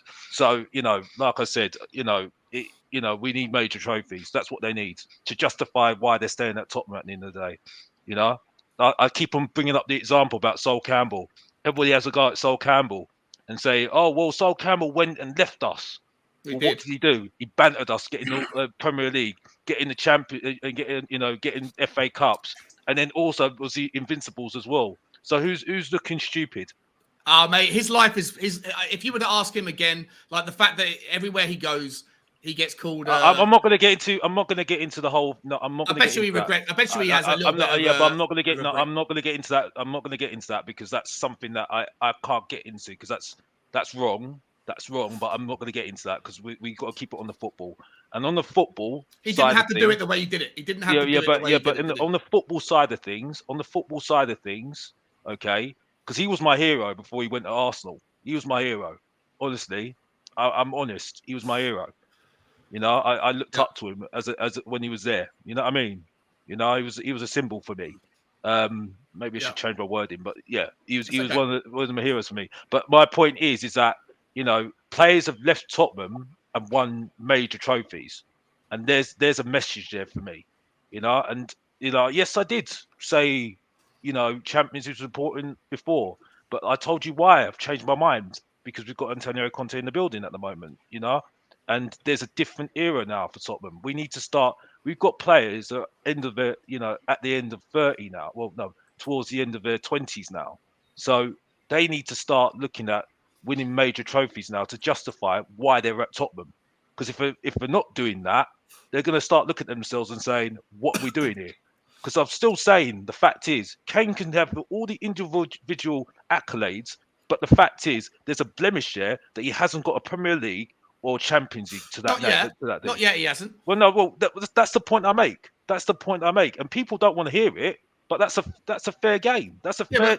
You'll admit, Alex. I'm just saying that you. I was getting. Obviously, I'm miles behind on the. Oh, sorry. You know what I'm like. No, I get it. But you said you wanted to come on like 10 times. Did you want to come on to was it to debate something that's already been said? Again. No. I just didn't think you were seeing it, so that's it. Don't worry. Okay. Just pass a comment. Don't worry about it. Let's just carry on with where we were then, right? So we haven't got to always have contentious. If it gets contentious, that's fine. But the flow of the show was really about transfer rumors right now. So I forget where we got. Where did we get to? Bale. Was it the Bale stuff we've done with Bale, right? So I don't need to say anything about Bale. You got any thoughts? You got any thoughts on Gareth Bale, Alex? There's nothing really to say on it. He should never have come the second time round. To be honest with you, he should never have come the second time round. If he comes down the third time round, we haven't learned. You know what I mean? I'm sorry. It was pathetic last season. He did fantastic. What are you talking about? No, it was pathetic last season. We're not even going to get into this argument, because I've bantered people already about it. They keep on telling me about 17 goals. What did we win? What did he do in the major? What did he make in that? What did he make in that final, bruv? David, okay, Go for it, man. I'll give you the time of the day to tell me why Bell was good for Tottenham that season. Tell me. I will. I'm just going to say this is coming from a guy all season long who parroted the narrative about Dele Alli getting into the team. Oh my god! Ever since he's come on YouTube and spoken about. Oh my gosh! He still goes on about Dele Alli. Hang on, Alex. Hang on. Go on, Dave. No, I'm letting him talk. You're not. You're interrupting. You know, this is coming from a guy that has asked for Harry Winks continuously to be in this team, no matter who's been in the team. I mean, and now he's coming on talking like all of a sudden he wants to win trophies and talking about players like Gareth Bale. When this lad has poster Harry Winks on his wall, he should not be talking about players that have won things. Where's the poster? Where's the poster? Your bedroom wall. Where's the bedroom? Where's the poster? Where's the poster? Can I see the poster here? I can't see the poster. That's your kitchen. Where's the poster? No, I can't see it. I don't see the poster of Harry Winks. That's the pathetic argument. No, but he says he's talking metaphorically, obviously, right? I know, but I'm just Sean. No, come on now, Sean. Let's go. Anyway, let's make some sense out of this, right? Okay. Now you're bringing up Dele Alli. Okay, Dele Alli lost his confidence, and we sold him on. Okay, that's fine. Okay, we still haven't got goals in that midfield, so that really doesn't really help your argument there. That's the first thing. Yeah. Gareth Bale came in. He scored against Burnley.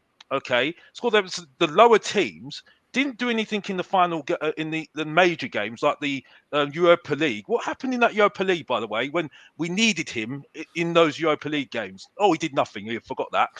What did he do in the Carabao Cup, the final, when we needed him? Oh, he did nothing. I forgot that. And what did he do in the Arsenal game, which was a joke of a game, because Arsenal not that great, by the way. You know what I mean? What did he do in that game, bruv? What did he do? Oh, nothing. I forgot that. Yeah, but he's a top player. He's a top player that's won the Champions League and everything else. So where was that experience there, bruv? Where was that experience there? You know what I mean? Alex, he's playing with respect on Dele Alli. I mean, how do you expect him to win anything? With respect, guys. Look. With respect, I want to get back. I want to keep it like on the train of where we were. I don't want it to get too derailed. If you don't mind, I just want to spend a couple of seconds getting through some of the super chats that have come in. More have come in, and I love it. And it's insane and blows my mind. Let me show these guys and get their questions answered. Daniel Larson's the last one I haven't got to yet. He says, "This is for you, Sean, for being you." Thank you very much, man. I appreciate you so much, Daniel. Love you, buddy. Absolute legend. I'll see you tomorrow on the Irish Hotspur, no doubt. Dark Sun G's got a question for the panel. Again, thank you. Big up, Dark Sun G. He says, if we go for Kim Min Jae, would you be happy or would you be worried? I got to be honest, Dark Sun G, I don't know too much about Kim Min Jae. Anyone want to take this one? Yeah, I've seen him a bit, but I think he's playing in the Turkish league at the moment, isn't he? Yeah. He's got, what was the nickname? It's like the Monster or something like that, the Beast. But he's doing well for himself over there. But can he translate that to the Premier League? Remains to be seen. Yeah. Okay. Yeah, it's one of those sort of players. He's quite aggressive, quite strong. He's got qualities that could work out, but coming from Turkish league, you never know. But I don't see the point of it, to be honest with you. That's just an old link from the old regime. So it's just a non-starter really for me. Because to be honest with you, I mean, I'm not really into speculation about different players anyway, because I'll just wait and see what we're going to get, because you know what Prodigy's like.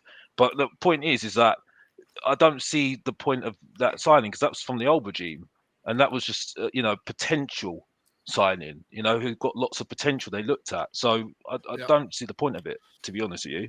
And It's not really a Conte player either, to be honest, if you want to go there. Yeah, I'll be honest, guys. I don't know too much about him, Dark Sun G. I think I saw in the chat when you asked the question initially, I think Scott M said he'd be terrified or worried or very concerned. So I don't know how everyone else feels, but I can't answer it, mate. But I really appreciate the super chat. Dara is saying 16 goals and 10 assists, best goal contribution per time.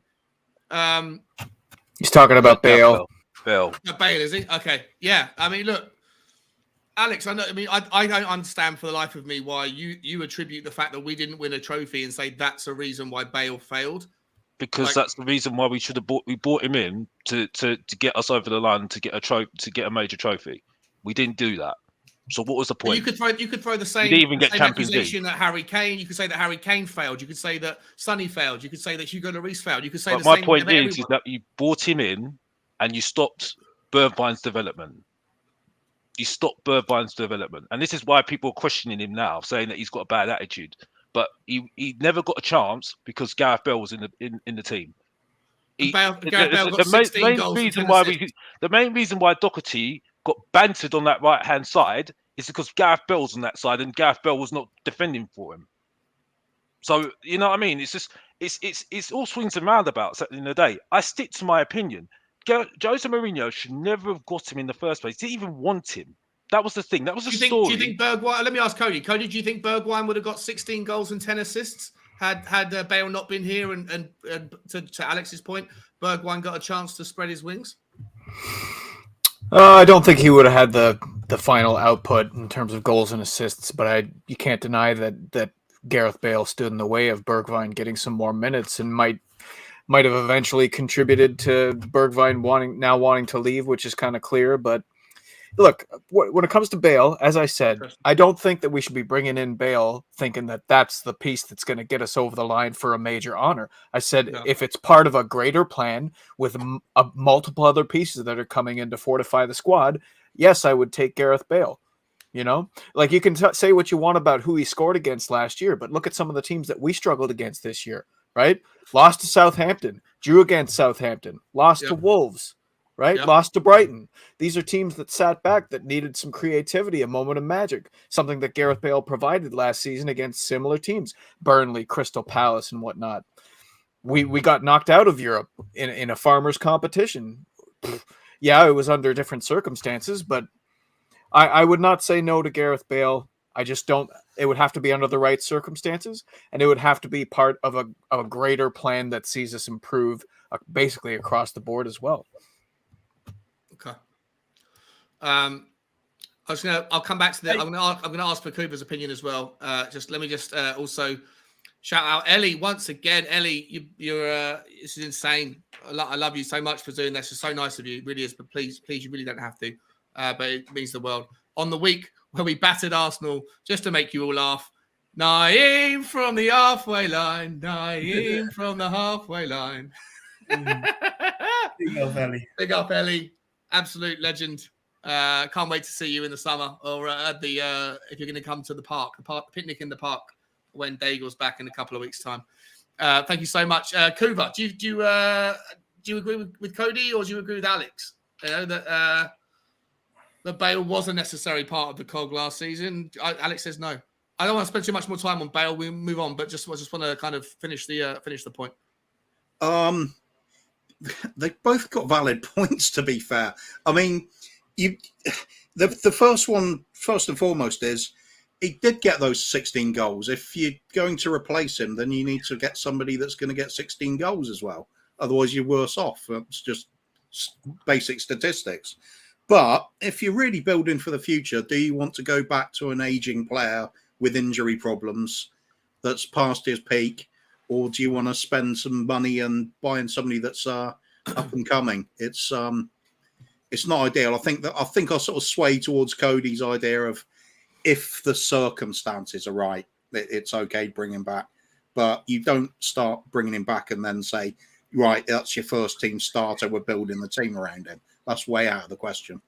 So, bit of both, really. I think Alex is looking a little bit further forward in the future for things. So Bale wouldn't fit that at all.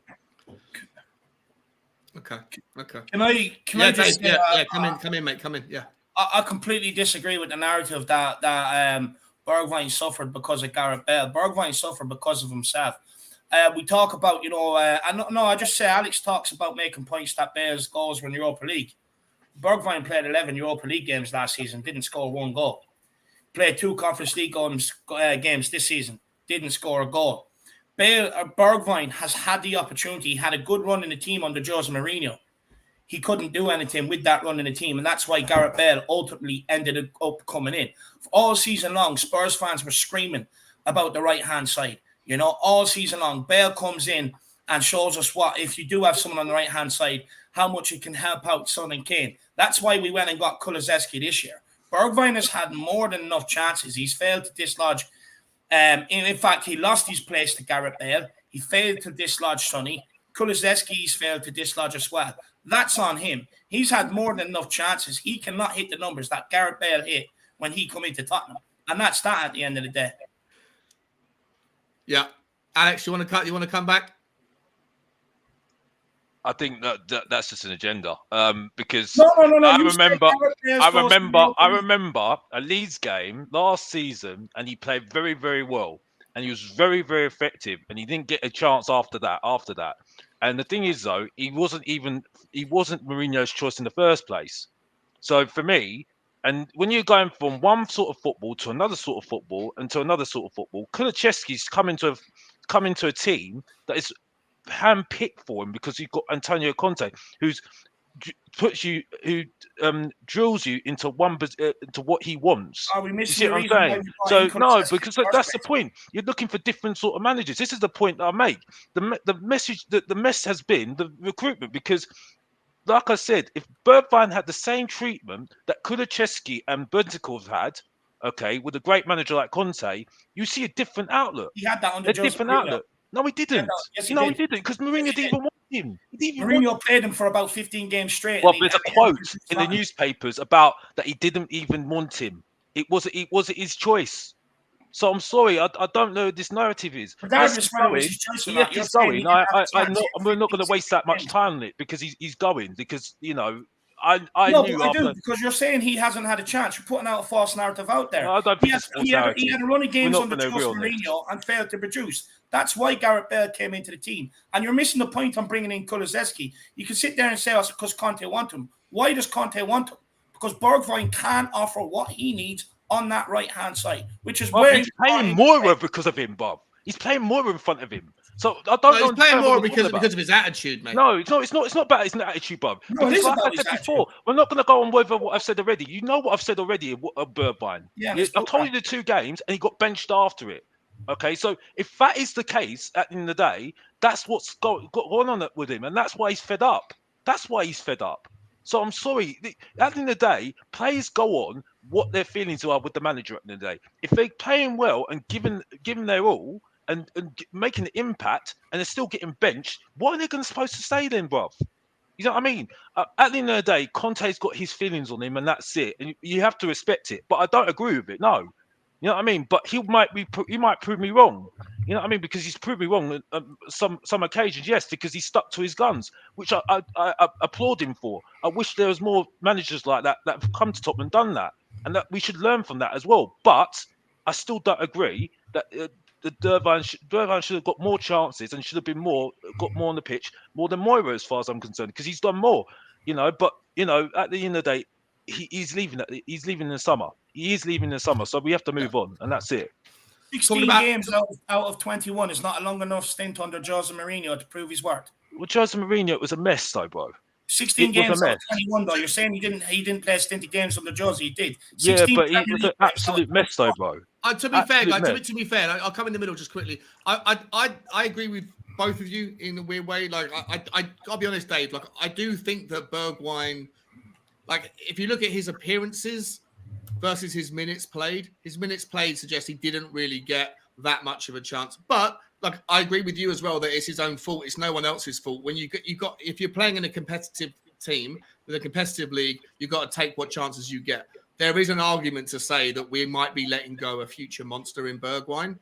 And we can talk about that in a second, guys. But I do want to these super chats are coming through, and it's getting insane. I can't believe it. I got to shout them out again. Ellie, please, like, it's embarrassing. I feel so awkward, but honestly, it means the world. Please just sit now. You're too kind, too generous. I don't know how to say it. Sol was my hero too. I cried when he left to join the Gooners, but blame the owners for not showing the ambition to back him to stay. Now we've done that to Kane and Sonny. Levy better back Conte now. It's really interesting, Ellie. I think you're the first person that I've ever heard that would say that Sol left because wait, was that was Levy era, was it, or was it? I think it was Levy. Yeah, it was Levy era, wasn't it? I think it was Levy era. Yeah. No, wait. Yeah. No, that's Sugar, isn't it? It was Sugar era. Oh, was it Sugar era? I can't remember now. Yeah. I was devastated as well because I love Sol Campbell. That was right when I was just getting properly into Tottenham. I was growing up. I was probably 10, 11, 12, whatever. But I thought it wasn't so much about him leaving and going to Arsenal. It was the way he did it. It was the way he led everybody on and thought that we could sign him back, or what he was going to do. He kept everybody in the dark, and then suddenly it was announced. For me, it was absolutely disgraceful, and he was my hero too. So Ellie, I share your pain, and I share Alex's pain on that one. But Ellie, thank you so much. It's the generosity blows my mind, and it's insane. And she's actually come up with another one, a super sticker. I can't see it. Can anyone tell me what that super sticker was? I can't see it. Yeah, it's a small bird jumping up and down saying "ha ha ha." I'm not sure. And it's got a little dot of shame on his tracky bottom. You get Cooper. Sean, I've got to be honest with Ellie. Ellie just makes me smile. Ellie's amazing. Smile. She's insane. She just makes me smile. She's just a brilliant person. You know what? You've seen the kindness out of me, but I don't really care. She's an absolutely brilliant lady, absolutely fantastic lady. I think we all have to, and to be honest with you, it's been an absolute pleasure seeing her at the games. Absolute pleasure, to be honest with you. And I think David and me. I know she made David and Jack's day. Jack and we all. But I think me and Jack and David would say the same because she's an absolutely fantastic lady and big up to her. And I do apologise I haven't texted her back, but I've just got a lot of things going on at the moment. I don't want to get into that, but but she's get around to it, mate. Get around to it. Text the girl back. Text the girl back, bro.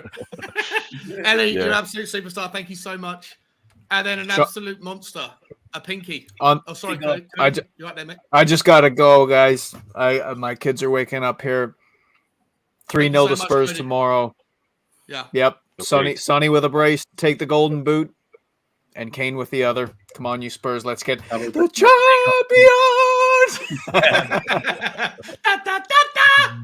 Love him. Thank you, Cody. I don't even know if he had a channel for me to play. I don't think he does have a channel.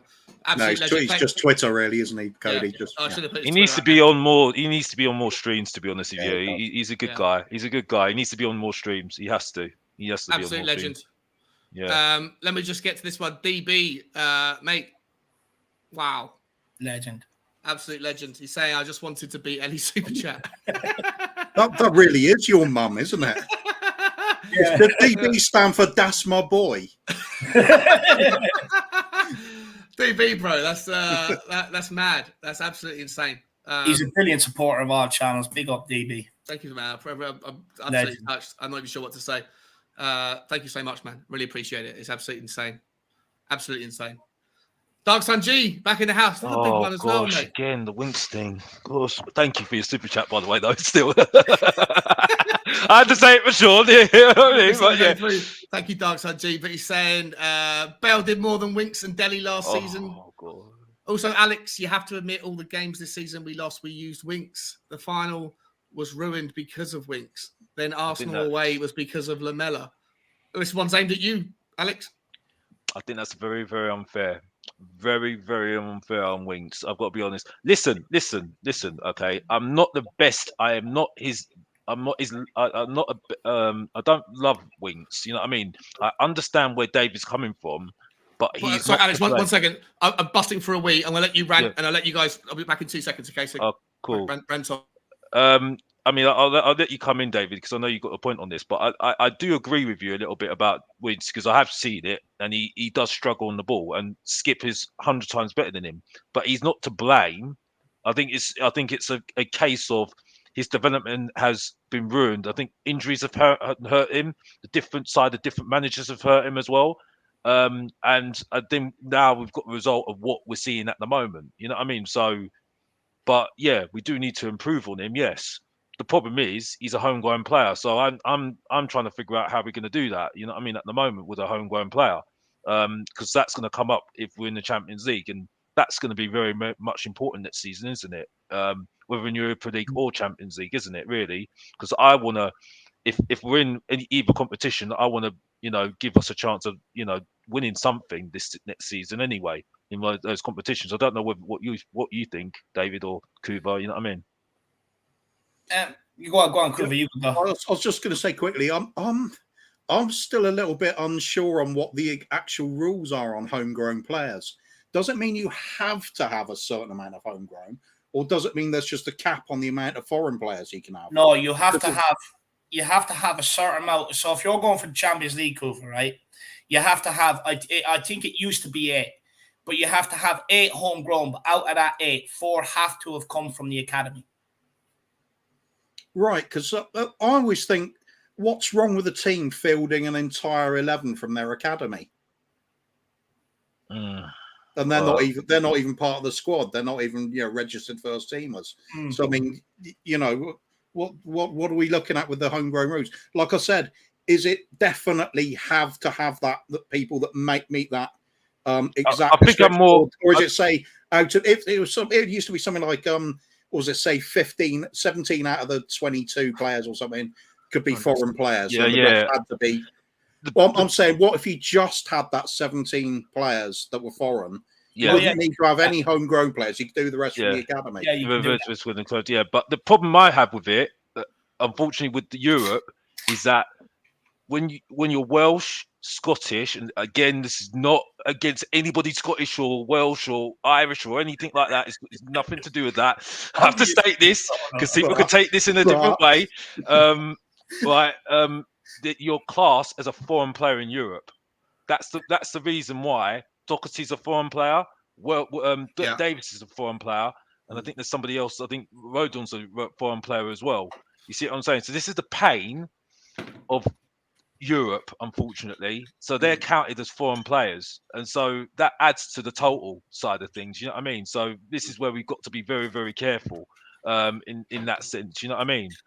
Because if you're not in the academy, training in the academy, you're not your class as a foreign player. So that's why Dyer is a foreign player in the Premier League and in Europe, because he trained in Portugal, didn't he? So this is the problem. You know what I mean? This is why I think when Arsenal, I think a good example is Bellerin.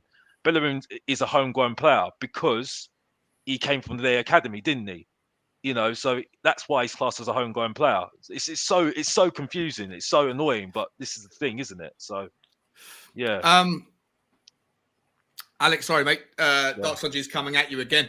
This is the reason why Bale wasn't a big game player, was because he wasn't used for the top sides like Blues, Liverpool, City, United. So you can't say Bale's a flop.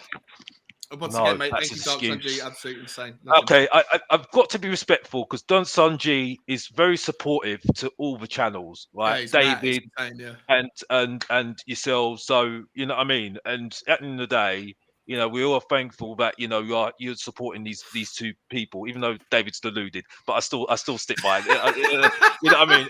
We still love David, support even though the delusion. Support the delusion. But at the same time. I'm sorry, that's just an excuse. I'm sorry. Listen, Gareth Bale was a fantastic player for Tottenham, and he lighted up that season when Villas-Boas was in charge. He absolutely, I wish I had the opportunity to go, because he was absolutely magic. Like, literally, and I'm not going to get into it, but it was not a great time for me that time, and he lit up that season for me. That goal at West Ham, me and my dad watching the screen, gosh, I went mad. Honestly, mad when he scored that goal. And you just watch those highlights. You just keep on watching those highlights. Absolutely fantastic. However, we should never have gone back. You know what I mean? We should never have gone back. And Jose Mourinho obviously did not want him. You see what I'm saying? I just want to jump in here because I think Dave might want to point this one out. He's pointing towards the super chat. Dara's in the house. Say, hey, Dara, how you doing, mate? Good to see you. Thank you so much for the super chat as well, buddy. Jose played Stevie more than Bale when he was fit. And it's facts. That's mad if true. I don't know if that is fact. I trust Dara, but that's insane. Listen. He might have a good point there, but the same thing is, okay, I think, like I said, I think Bergwijn's had a hard time of it, and I think at the end of the day, I'm sorry. No, I've gone stick by it. Okay, if he was in a more coherent team where there was a strategy in place for him and what he's Alex, what but was just going. quickly, just because I tend to agree. I know your point you're making, right? Like he didn't get enough chances, and he's a talent. But do you not agree? Would you not acknowledge? And I'll come to Kuba because I'm not sure if Kuba was speaking. How can you say Dark Song G is making excuses and then Alex is sitting here making excuses for Bergwijn? See the flip. Here we go. Ridiculous. I'll let Kuba talk. Let's Kuba. Well, so my question about Stevie Bergwijn is really like he's a talent, right? Like he's pacey, he can dribble, but he's someone when he got the ball this season, last season, he gets the ball, he turns. His first thought is always to turn and run with the ball. It's not his first thought is not to look for the best option, whether that might include running with the ball or not. His first thought is always to turn and run with the ball. He reminded me a little bit of the kids on the playground who were very talented but super selfish. Like they always want to keep the ball rather than passing, right? And I don't know if you guys agree, Cooper. I'll come to you, but like to me, Bergwijn's he's a bit of a headless chicken, like a maybe a poor man or a rich man's Lucas Moura. I think Lucas Moura's intentions were good. He just wasn't particularly good at delivering the ball. But I think Steven Bergwijn's intentions were generally selfish. Like he wants to be the superstar. I don't know if that's fair or not. Maybe I'm talking out my arse. What do you think, Cooper? Well, my perception of Bergwijn and Moura are completely different sort of players. Moura's happy to get the ball into his feet and dribble past players, tight turns, low centre of gravity to get past them. Bergwijn is more like Sonny in a way that he would prefer to have the ball put into his path so he can just accelerate onto it. It's a sort of breakaway player. He's the one that breaks the last line of defence. Moura is the one that will dribble his way through a packed crowd. If he's on form, he does it, once in a blue moon. But as for headless chickens and poor man's Lucas Moura, the poor man's Lucas Moura in the team is Lucas Moura. Well, I said poor man or rich man, like however you want to see it. Because I feel like they're both talented with the ball at their feet. I feel like they're both talented with the ball at their feet. But they have uses. But neither are talented. As far as I'm concerned, I wouldn't bank on either of them. I think wildly inconsistent, the pair of them. Yeah. Bergwijn, he's got the show reel moments. I mean, we're not going to forget those last minute winners and things like against Leicester in a hurry. They're just classic moments. But you look at his whole time with us; it's not been good. He's been missing in too many games rather than making an impact. If he has to rely on the absolutely perfect ball into his path the whole time, rather than doing a bit of work to get himself into that position, or perhaps come back and collect the ball and turn a player, maybe it's more of a luxury than we can afford in this current team. Perhaps it'd shine more on a team that's a lot more solid at the back and creates those sort of those overlaps and quality balls out wide to players. I mean, Liverpool seem to manage it with their wing backs beautifully all the time. I think kind of goes in with the idea of Bergwijn perhaps makes a wing back because in that way he's facing the right way all the time to pick up the ball rather than back to goal, turn around. That's not his game as far as I see.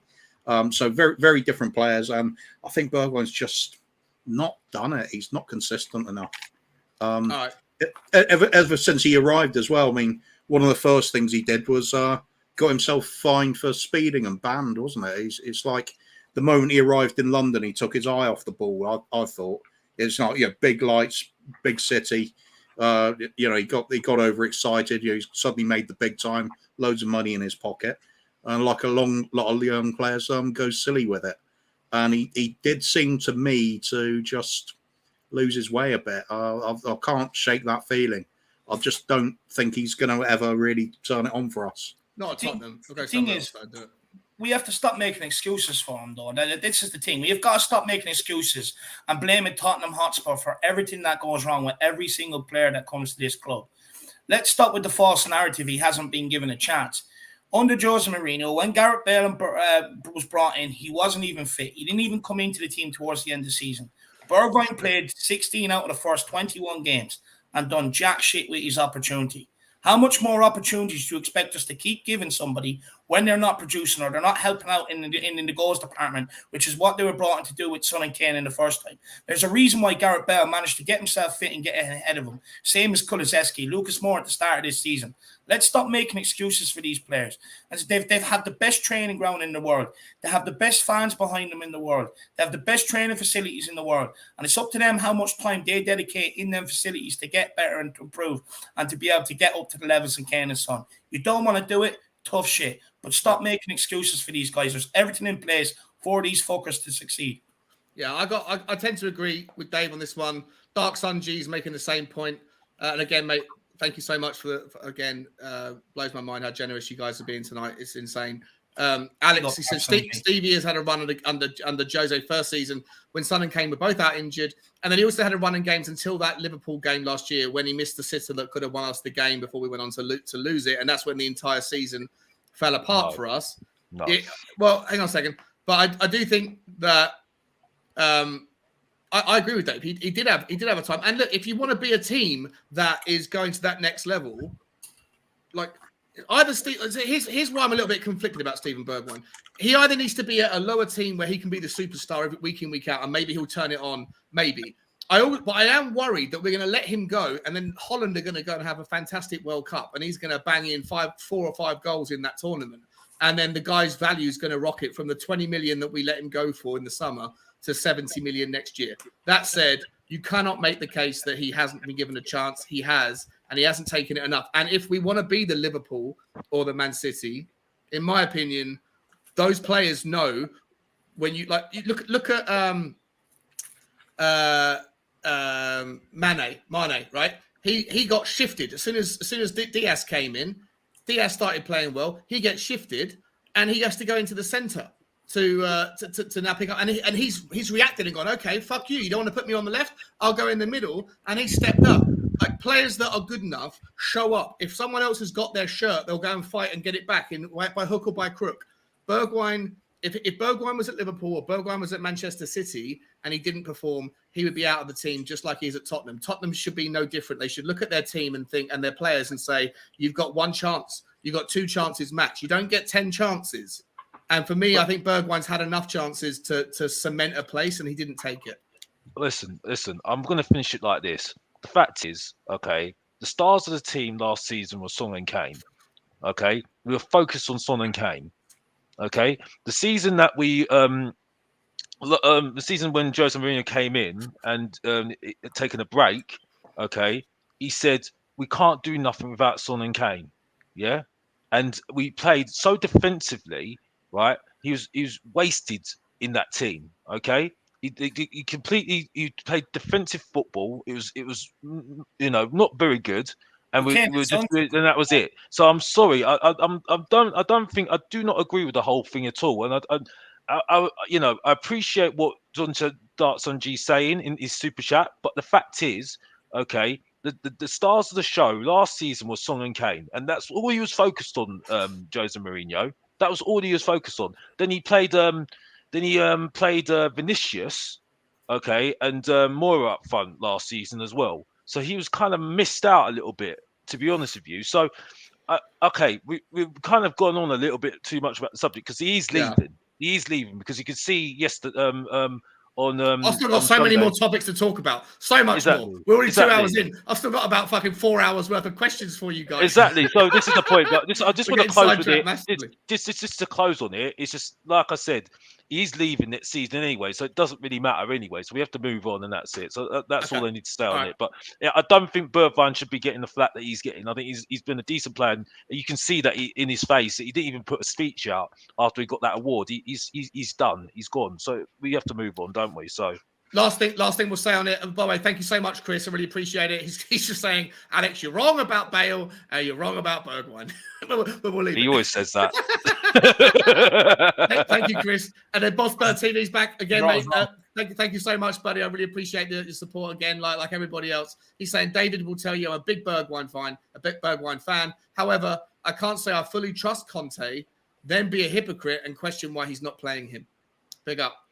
Dave? Yeah, no, look, Bob's been one of his biggest backers, to be fair. Me and Bob have had plenty of debates on Bergwijn, and And look, the thing is, look, the guy scores for Holland. He was having a good career in Holland while he was over there. But at the end of the day, if players don't come to Tottenham and they don't work out, it don't work out. Look, people criticise Ali Gold for having connections with the club and he's just another club mouthpiece. Well, he's the one that come out and said that Bergwijn has attitude problems in training. It wasn't like the Doherty situation where Doherty went away, worked on his game, took his chance when it was given back to him. Bergwijn hasn't done that. He's kicking up a fuss around the training ground, and that's why he's not going to be rewarded with minutes. And the reason why Conte can't reward the guy with minutes is because it pulls down everything he's trying to instill into this Tottenham team. If he gives leeway for Bergwijn, the next guy will look for a bit of leeway, and the next guy, and the next guy, and then it all comes crumbling down. Yeah. He's an experienced manager. He's not going to allow that to happen. Look, we always make excuses for these players, but why don't we start holding them accountable? In fact, that's actually why I came on YouTube in the first place, was to start making sure these players are held accountable. The likes of Winks, Ali, Bergwijn, Lucas, people like this, where they're just not good enough for what Spurs fans want. And that's where the frustration comes from. That's where the divide in the fan base comes from. Because we all want trophies, and then the players that we have are just not good enough to deliver it, but then we keep making excuses for them. We want trophies. Start backing it up by your words and start demanding better players. But at the end of the day, look, Bergwijn made his own bed. Now he has to lie in it. No one else makes it for him. It's him. No one else is telling him to have a bad attitude but him. Look, don't get me wrong. I think there's a player in there and he may very well leave Tottenham and go on and succeed somewhere else. But that's down to a number of factors, the right environment for him, etc., etc., etc. But Tottenham's not that, so get him gone. They heard it here first. David's on YouTube because of Winksy. He's inspirational, isn't he? Oh, Winks, please. Warrior, there was more players to it. All these players. I'll get the violin out for him, honestly. Well, talking about Winks, Ellie put in the super chat. I missed this comment. Ellie, she's saying, my brother Boo said Winks didn't develop like he could have if only he was a bit braver with the ball. He also said he's technically not a bad player. He makes many bad decisions and is physically weak. I also think, Ellie, your brother's absolutely spot on, but I think he's absolutely terrified of defending. I've said it 1,000 times on Dave's channel. I think the guy thinks that defending is for defenders and he's a midfielder, so therefore he midfields. And like he's terrified. He's terrified of even fouling. He's terrified of pulling someone's shirt back. Midfielder, Sean. But he's still got a job to do. You've still got a job to do. Sean. He's not a defensive midfielder. This is the thing. It gets on my nerves when people say that he's afraid of defending. He's not a defensive midfielder. He's still afraid. He's put in the wrong position because he's not been looked at as different. Looked at his positive things about him and tried to improve on those things. And he's been put in positions where he's trying his best, but he's just not good enough to do that sort of thing. So this is the thing. I think that's why I get a bit annoyed because even Stelios says it as well. He's not a defensive midfielder. It's quite clear he's not a defensive midfielder. But the thing is, though, he's a centre midfielder, and a centre midfielder has to do both sides of the game. They always have done notoriously, have to be able to defend and be good on the ball. So where has that changed? Well, the point is, though, but you need to improve on certain things. We haven't played in beside Højbjerg this season. Look how bad that centre midfield was. Bentancur comes in and plays beside Højbjerg. All of a sudden, Højbjerg is one of the best players on the pitch over the last recent. To be fair, Skip was making him look good as well. To be honest with you, so I mean that excuse goes by and by. Like I said before, talking about Irish, we're not talking about Skip. Yeah, but let's move on. The whole notion that Winks isn't a defensive midfielder is bullshit. A centre midfielder notoriously has always had to do both sides of the game. Of course, any midfielder has to do. He's not a defensive midfielder, David. He doesn't do that. He doesn't do that. He doesn't have to be a defensive midfielder. No, but David, I'm not agreeing with this. Playing two centre midfielders I'm sorry, I'm sorry. I have to. What is he then? Is he an attacking midfielder? Disagree with this, right? No, he's played in that centre midfielder, and he wasn't good to do that sort of role at the end of the day.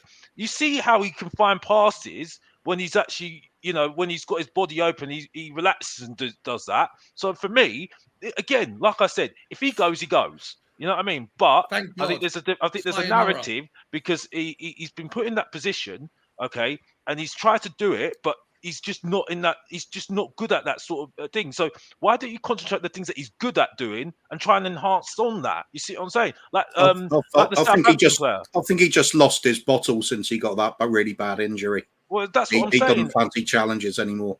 That's what I'm saying. He's lost that, and we haven't looked at a way to try and improve on the things that he's good at, and that's the whole point. And he's been put in the centre midfield to being hung out to dry, in my opinion, and that's why you're seeing the midfield that we're seeing. You can't have that kind of just pure luxury and no challenges. Even Glenn Hodder would put in challenges when he had to. You can't just get away from it. At the end of the day, I mean, he hasn't been good enough. No, he hasn't been good enough. But at the same time, okay, he's tried his best, and I think he's now got to a point now where he has to leave for his own development and his own good, and that's it. But I don't think it's right to say, he's not been great. No, he hasn't been, and I'm not trying to defend him too much, but there is a reason why he's the way he is at the moment, because it's not been helped. Not good enough. That's the reason why. Well, he's not been good enough, but at the same time, his development has not been good.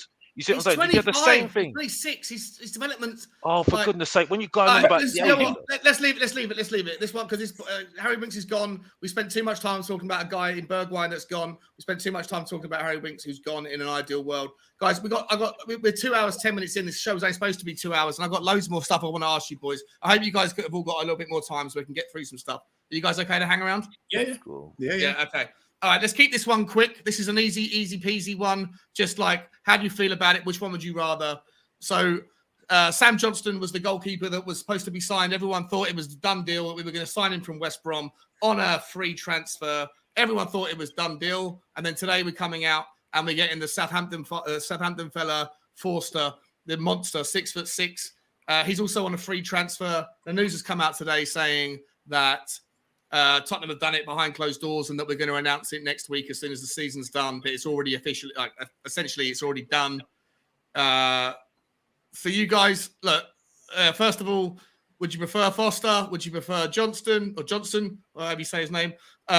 Which one would you prefer? And do you want either of them to eventually take over from Hugo Lloris, or are they just stopgaps? And then next summer, when we've got more money, and a bit more spare time, we can go and find your boy from Ireland, Dave, or go and pay up for an Alex Pope or someone else. I'll come to you, Coover, first, mate. Foster or Johnston? Southampton man or West Brom boy? Right. Well, the both cases, it's because of the value for money, isn't it? It's they're cheap punts. Sam Johnston, I don't mind him being back up. I don't see him as a long-term replacement for Hugo, not in the slightest. Fraser Forster, though, is interesting because a few years ago, I thought he was the best goalkeeper in the Premiership. He was absolutely sparkling at one point for Southampton. And then I think it might have been another one. He had an injury or something like that. And when he came back, not the same player since. So I think there's question marks over him. But if we could get the best out of him again, he's a hell of a good goalkeeper.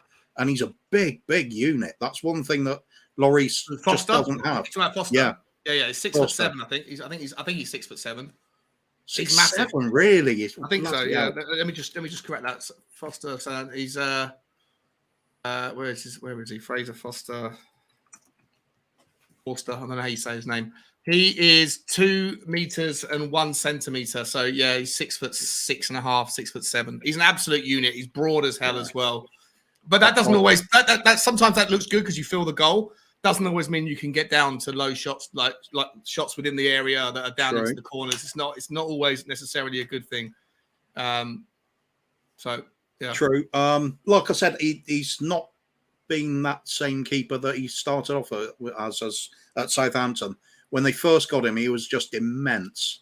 I just thought this is the next big star, and it's just not worked out that way. So either way, it's a bit of a punt. But I mean, like I said, value for money with both things in mind. I think they're not long-term successors to Hugo, not in my opinion, anyway. Okay, yeah, I tend to agree. For me, just quickly, I never wanted Johnson, whatever you want. I don't know how you say his name.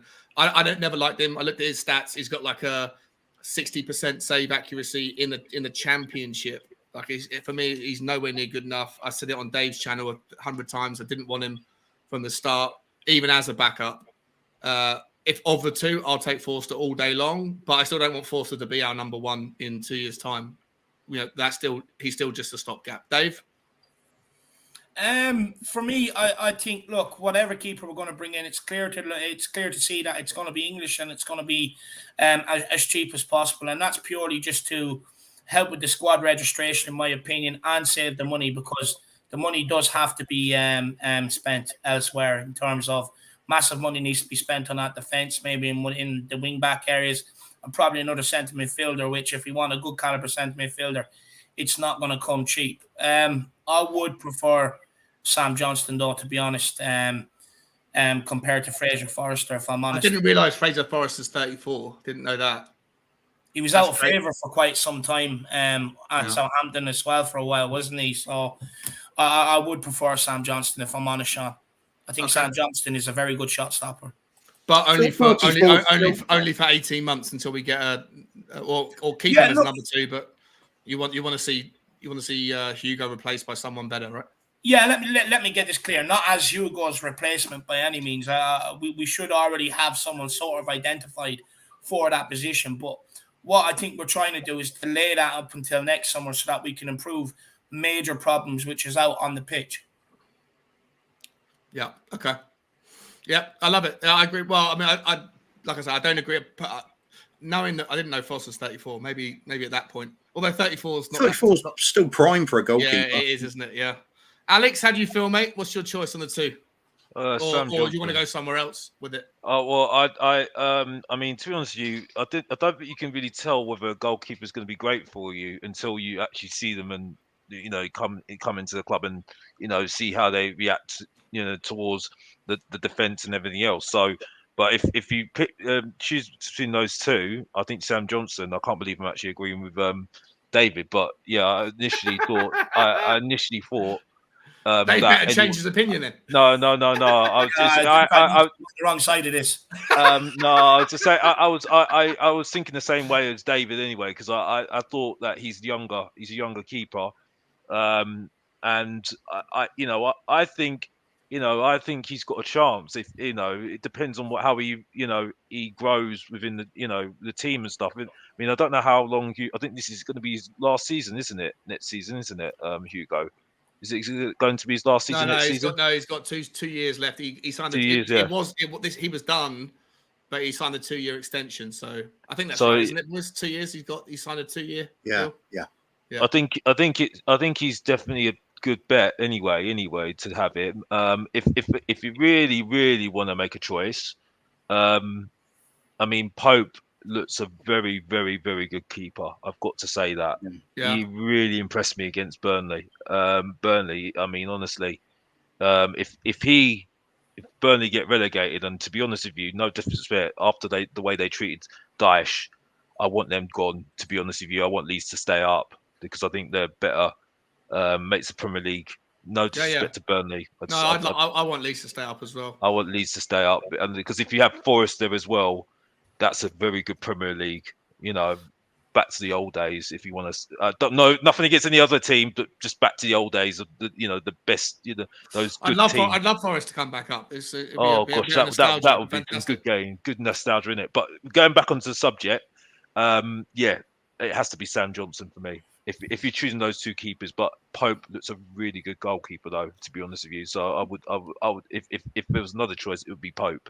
Yeah. Dark Sunji with the super chat once again. Thank you so much, mate. He's saying Foster's the only reason we got 1 point from Southampton. That's absolutely right. In the away game, when they went down to 10 men, when Salisu got sent off, we peppered their goal, and he was insane.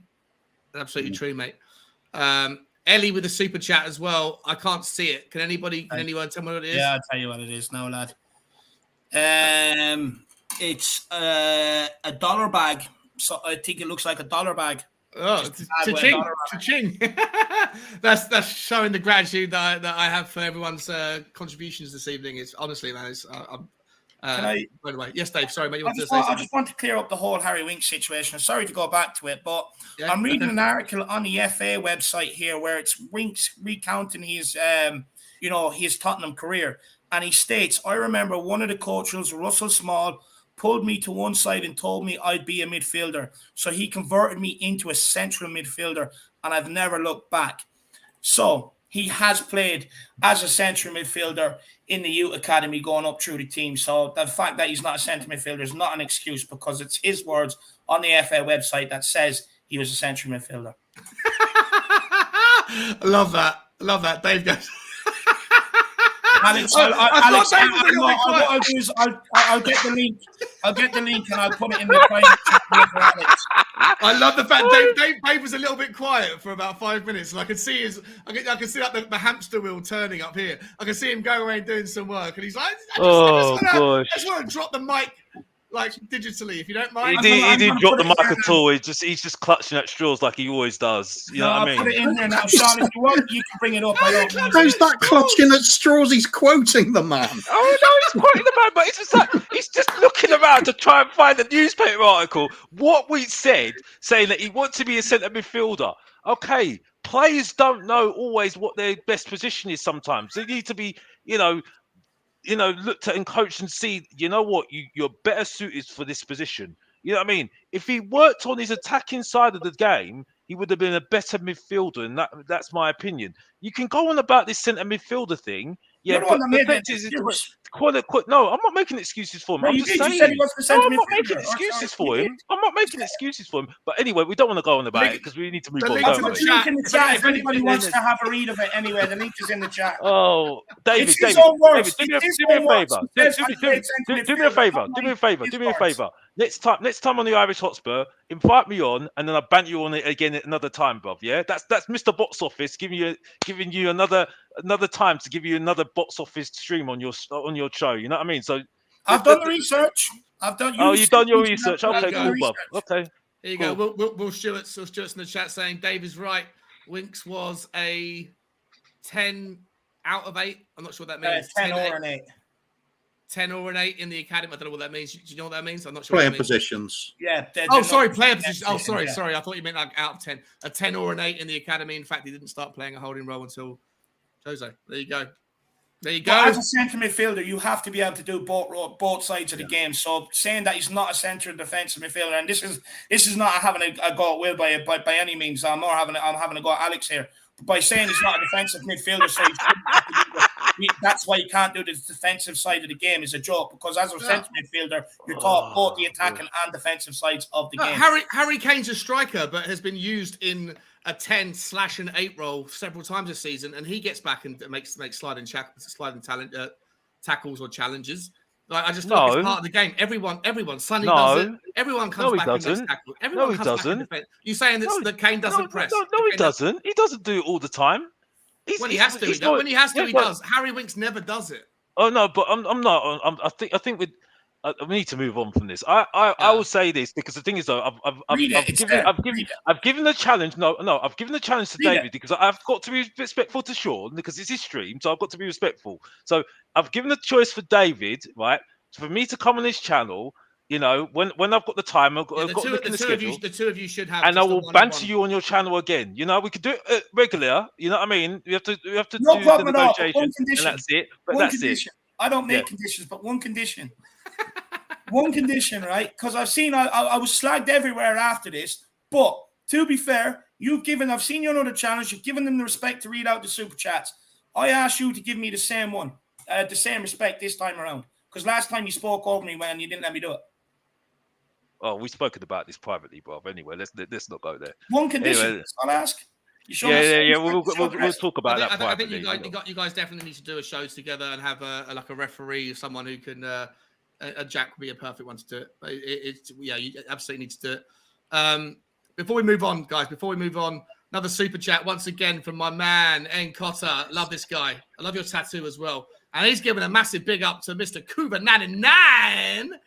He's saying, "Yo, the guy with the cap on that has a level head and solid opinion. Start doing content. Would love to hear more from you."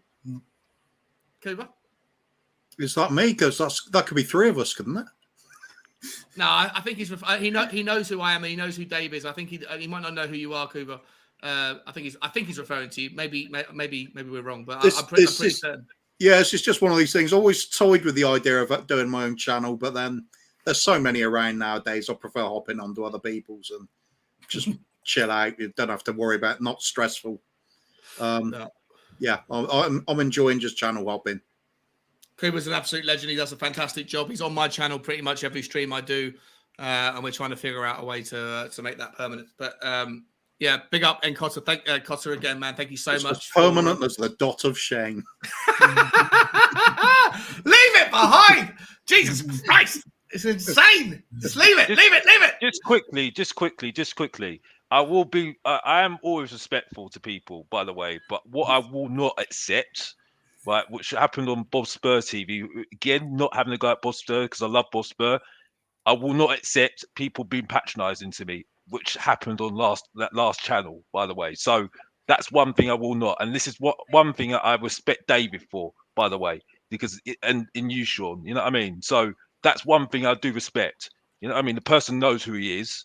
You know what I mean? So that's one thing I will respect you on. You know what I mean? So yeah. I had to say that because he brought up the super chat thing, and to be honest, yeah, I think we need to speak that privately. But look, yeah, I know, but you agree, disagree. Respect is crucial. Exactly. But you. By the way, David, I absolutely love you because you enjoy it, and that's what I like about you, Sean, as well. I have to say that as well.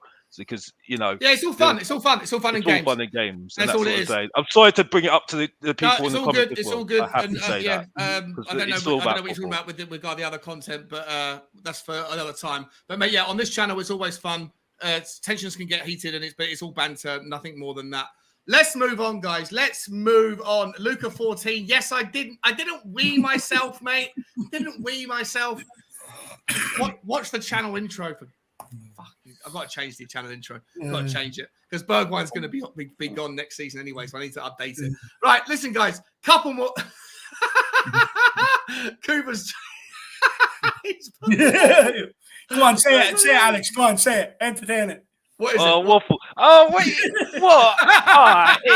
You know what? It doesn't matter anyway, because I know I talk the most sense anyway out of everyone anyway. You know what I mean? So, it's all fun and games for me. You know what I mean? Fun and games. All right, guys, talk about fun and games. We've got literally 3 more talking points, maybe even 2 more talking points, and then we got a game of Would You Rather to finish up with. So we should be done within the next, I don't know, half an hour, 40 minutes, depending on any side tracks. So if everyone's willing to hang around on Saturday night, I'd love it. There's been 220 people that have been watching for the last 2 hours. It's insane. Let me just take a little side note. There's 146 likes. You know what? I'm not even going to ask for any more likes because that's a decent ratio. 146 out of 200 is fine. If you haven't already, though, no, I'm not even going to. Smash it up, lad. No, well, whatever. Listen, guys, the latest bit of news. I'm going to take a little bit of credit for this one. 3 days ago, I was walking my dog, and I was saying, I'm a little bit sick and tired. I think I was talking about Gareth Bale at the time. I was like, do we really want Gareth Bale anymore? Now we're going to get Champions League. Now we're going to go to that next level. I want to be hearing about some crazy transfer links. I want to be hearing about Robin Lewandowski, that kind of thing. I said it in jest. Maybe I spoke too soon. Today, according to 90 Minutes, Tottenham Hotspur are one of the clubs who have been advised about Robin Lewandowski's availability by the Bayern Munich star's representatives. The report reveals that Lewandowski has just 12 months left on his contract with Bayern. Has indicated to the club he's not willing to sign a new contract and wants to leave this summer. And both Tottenham and Arsenal have been alerted in the Premier League to his availability. Now, I don't even know if this is worth indulging in, but I'm going to throw it out there anyway, just because when was the last time Tottenham was linked with a name like Robert Lewandowski? So it's simple, isn't it? We're always linked with everybody. So, of course, we've been advised about it because the agent just wants anybody to put in offers that's going to get their client paid a lot of money. So, we're advised about it, and so's everybody else. Yeah. So it's not worth talking about? Not for me. I agree with Covey. You see it all, and whenever you see Tottenham and Arsenal both interested, you kind of always be wary, because they're just. He might go to Arsenal though. Tottenham don't need to pay 50 million quid for a 36-year-old, right? But Arsenal do. I don't know if Lewandowski would want to go and play in the Europa League, but Arsenal would probably bend over backwards to make that deal happen, wouldn't they? Well, Arsenal don't want to play there either. It's a match made in heaven. At the end of the day, I think, is he gonna want to play behind Kane? Because this is where I have the issue here. You know, the fact is you've got Kulusevski at the moment, who still needs time, in my opinion. Still stick by that. You know, is he going to be happy being on the bench? I don't think so. No. He wouldn't be on the bench, would he? He'd be in constant rotation. You could play 3-5-2. You know what? You're right. It's probably just madness because he's not going to come and sit on the bench, and he's too good. And also, I don't think Tottenham. Daniel Levy might have a little bit of wiggle room with his natural kind of buy young, sell later. He might have a little bit of wiggle room within that, but he's not going to pay 40 or 50 million quid for a 36. How old is Lewandowski? 36. Yeah. Not going to happen, is it? I'm glad we're not going for Dybala. I'm so glad we're not going for Dybala. I've got to be honest. 33. I think that would have been an absolute 33. disaster waiting to happen, as far as I'm concerned. Because if he came in and then Conte left, you've got an unhappy player straight away. Yeah. You know what I mean? You've got an unhappy player straight away. As far as who would you rather have then? So let me so let me get rid of this one, and we can move swiftly on to the next one. So this is just the noise that Osimhen, Osimhen, I don't know how you say his name. I think it's Osimhen. Arsenal have submitted a bid. Fucking what is everyone's fucking disappearing? Alex is gone, Kuba's back, Kuba's gone, Dave's gone. Talking to myself. But my kids just arrived back from their mums, so I'll keep having to talk to them. Oh, fair enough. Ruining everything again. Arsenal have submitted a bid worth 90 million euros, 76 million quid for the Napoli striker Victor Osimhen, according to Calcio Marketo. But it's been rebutted or turned down. But Osimhen was one of the 3 or 4 names that Tottenham were linked with in yesterday's press. The other names were Alexander Isak. I think we spoke about this, Kuba, and Darwin Núñez, and also Patrick Schick. We definitely spoke about a few of those on, I think, yesterday's show. Last thing I'm going to say about transfers, Alex, you said you didn't want Dybala. Yeah, I did want Dybala because I think it's going to be a disaster waiting to happen if Conte leaves. You know what I mean? And if we don't get Champions League again, because to me, I think he's I think he needs a club that we're just not the right club for him. I think I just don't feel that he's the right sort of player that we need at the moment. We need a player that's got the right attitude, whether we're in the Champions League or the Europa League or whatever we are. You know what I mean? Because that's going to help us moving forward. So I say there was a player, I think it was for Frankfurt. I think We Are Tottenham TV said about Kovic, or whatever his name is. Yeah, I think that might be something that we could do because I haven't seen him that much. I've got to be honest, I haven't seen him that much. But Kostic. Yeah, but I think from what I'm hearing, he sounds like a player that would suit what Conte wants in terms of the wing back situation. Yeah. I think that's what we need. We definitely need somebody that is going to score goals in that midfield. Scores goals in midfield, creates in midfield, and can defend in that midfield as well. So either you get one player that can do, one of those attributes, or one of those players that can do 2 of them, and vice versa. But the wing back situation needs to be improved. That's for me the most important thing, because what I don't want next season is we need to stop relying on Harry Kane and Son. That has to stop next season. For me. Because I like us to be more of a team. You see what I'm saying? In terms of the football, I want to see a little bit more better football as well. That's just me personally. But we'll see what happens. If we are, that's just answers my trying to answer your question on the transfers. I don't want to go into too much because I don't want to. Yeah. Let me just press pause. Let me just press pause on the rest of that transfer stuff for a second, because Cotter's come back once again, mate. You really don't need to, buddy. Like it's madness. It's so generous of you. I love you.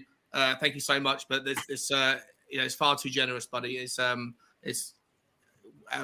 insane. Thank you so much. But he's saying Cooper is that guy. He's saying his name's Kuva. Kuva. Kuva 99. He loves you. Listen, Kuva, you're a popular guy. Mate. Yeah, appreciated. you know what? I'll give Cooper these super chats because it's all for you, mate. Hope to see you more on here and on Davy's channel, 100%. And also, Cotter, there's like, I don't know how new you are to the community, but there's about 20 different channels, and Cooper makes his way around nearly all of them all day. You wouldn't be too as kids at times. Yeah. We have to like shotgun Cooper before he gets snagged up and put on other channels. Mate, massive thank you so much. I really appreciate it. And also Luca 14, mate, I love you, man. Thank you so much. He sang a small contribution towards your diaper costs. It was an ice cube. It was an ice cube, and I'm sticking to it. Yeah. Thank you so much, man. I really appreciate it. Okay, so before we get on to the Would You Rathers, is there anything you guys want to say? I've just had Alex's opinion. Is there anything more you want to say about those striker choices in terms of if any of them are true? Oh yeah, there's Martinez as well. But again, Lautaro Martinez, Dybala. Martinez Nunes. is a good one. But I will still say with Martinez, there's a problem again. How are you going to fit him in the team? And is he going to be happy sitting on the bench? I don't think so. This is the thing. Okay. It's always a problem in that sense, you know, because a top striker like that wants to be playing all the time. So either this is why I'm a bit skeptical about getting a striker. And I think the main things that we need to concentrate on is the wing backs, and that, you know, I do understand the left-sided defence as well. To be honest with you, I think that's the main thing for me. That needs to be sorted out as far as I'm concerned. The striker, I think you can somehow try and get around it and try and create, you know, either try and get someone who can, you know, go, you know, try and work and try and get into the team like a Bergwijn, or someone who's gonna, you know, want to get into the team and try and be first team like Kulusevski's doing at the moment. You see what I'm saying? I think there's still a lot of development in Kulusevski. I've got to be honest. That's why I'm keeping quiet on him at the moment, to be honest. And that's it. Okay. But yeah, I'll let everybody else speak. Do you guys want to go into Would You Rather, or would you rather talk a little bit more about the striker of choice of the 7 or 8 names that we're being linked with right now? Dave, Cooper? All right, Cooper, go first. All right. Striker-wise, I don't like this idea of looking at a player as he's back up to Harry Kane. I think we need somebody that can compete for the up front 3 positions no matter what. They can play wide. They can play through the middle. Sonny can do that. He's done it for us before very well. We need somebody of that sort of ilk so we can rotate the squad a little bit more and have quality coming in all the time. And we're not relying on players then that are just bit part players that we're possibly looking to move on. We want somebody that's competing with first team places, hopefully actually improving upon what we've got. And then the others will have to big up, make their game a bit better. I mean, Kulusevski, despite how well he started, I'll see what Alex is getting at. He's still young. He's still got a lot to learn. He's doing well so far. If he has somebody in competing with him, I don't see that's been a problem because they can push each other on. I mean, it worked well with Davies and Danny Rose competing at left back. They did push on to possibly being greater players than they might have been otherwise. So there's positives from that. I just don't think, like as we seem to all agree, it's no point having a player coming as backup to Kane and then he just sits on the bench all season. Does him no good at all. Look what a waste it is having Dane Scarlett on the bench all season. He could have been getting first team football somewhere. It's a pointless sort of thing. So they've got to be flexible and they've got to be somebody who can fit in other positions. That's as simple as that. It's just logical to me. I agree with you. I agree with you and Alex Coover about, you know, bringing in someone, else to back up Kulusevski. Look, but you should have backups right throughout the squad. It's inevitable that every player is going to have a down period throughout the course of a campaign.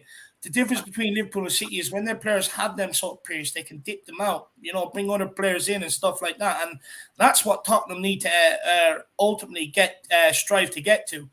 And this whole thing, I agree with you, Coover. I mean, this whole team coming up to play back up to Harry Kane. Yeah. Look, most people will probably see it like that because they'll see Harry Kane as a starter. But the thing is, Harry Kane plays every single game now because he's your outlet up front. But if we did have another option, and I want a proper option in here, I don't want to settle for having to bring in another Carlos Vinicius on loan or something like that. I want a proper option in here that can come in and compete with Harry Kane. But also, you know, if there's a big Champions League game during the week, you can rest Harry Kane and you can play this guy at the weekend. You can play him in the cup ground, in the cup games and stuff like that. It's not like he's coming in here and getting zero game time whatsoever. The guy will get game time. And look, we're being linked with some good options. Darwin Núñez, I think Benfica, isn't it? I think he plays for. Yeah. Scored 23 years old. I think he scored 27 out of 29 games this season or something, or 34 out of 36. It's like a 1-in-1. He scored a couple against Liverpool in the Champions League as well. I really like what he's about. Alexander Isaac at Sociedad. I like him.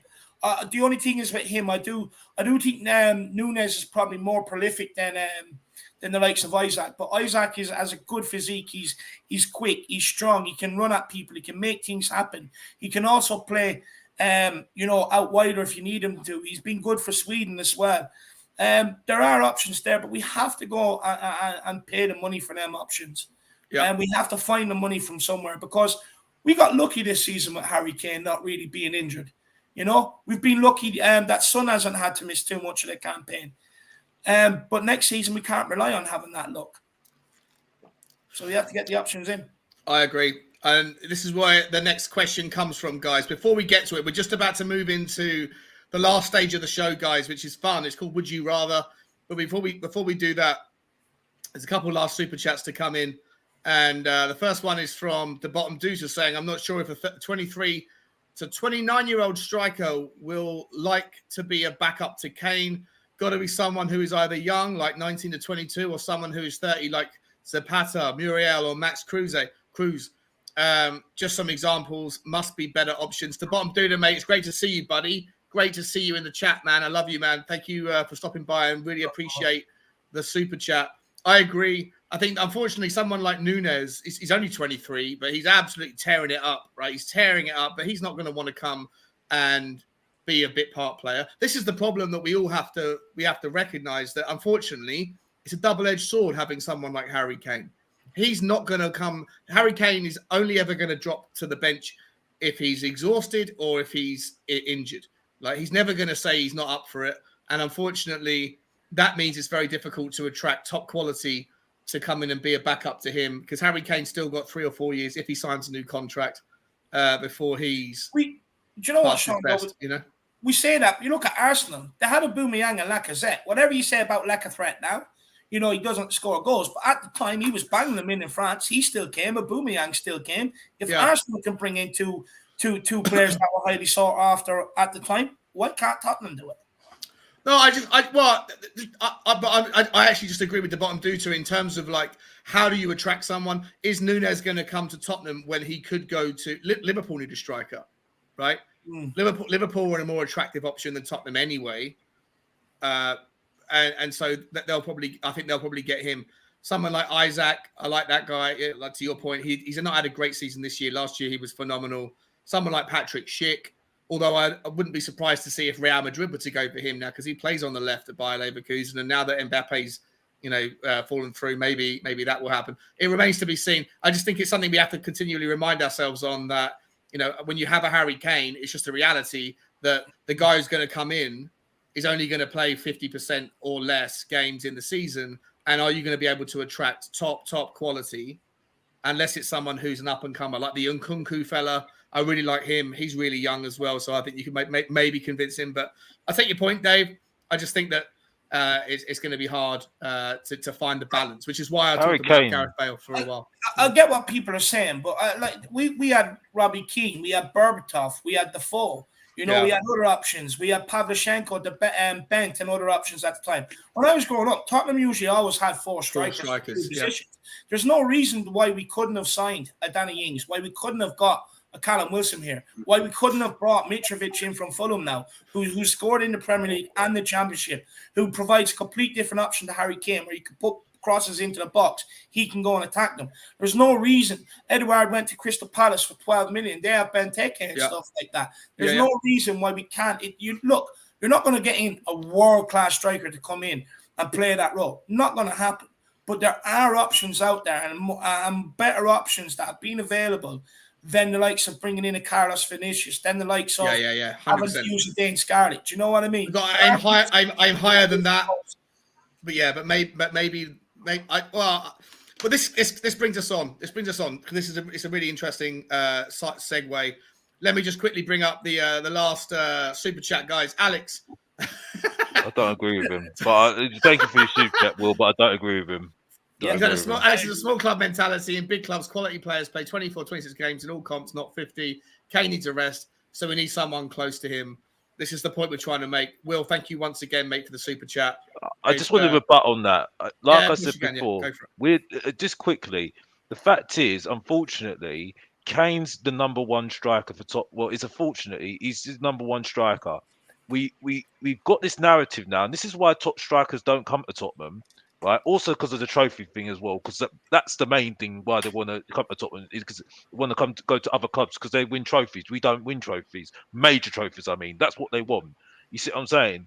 But the fact is, Kane's the main man, and when it's his downfall at the end of the day that he plays every single game. It's his downfall because that's why he gets the major injuries. The reason why he got that injury in that Champions League game is because he went for a tackle, right, that he didn't need to go for and ended up getting injured for it.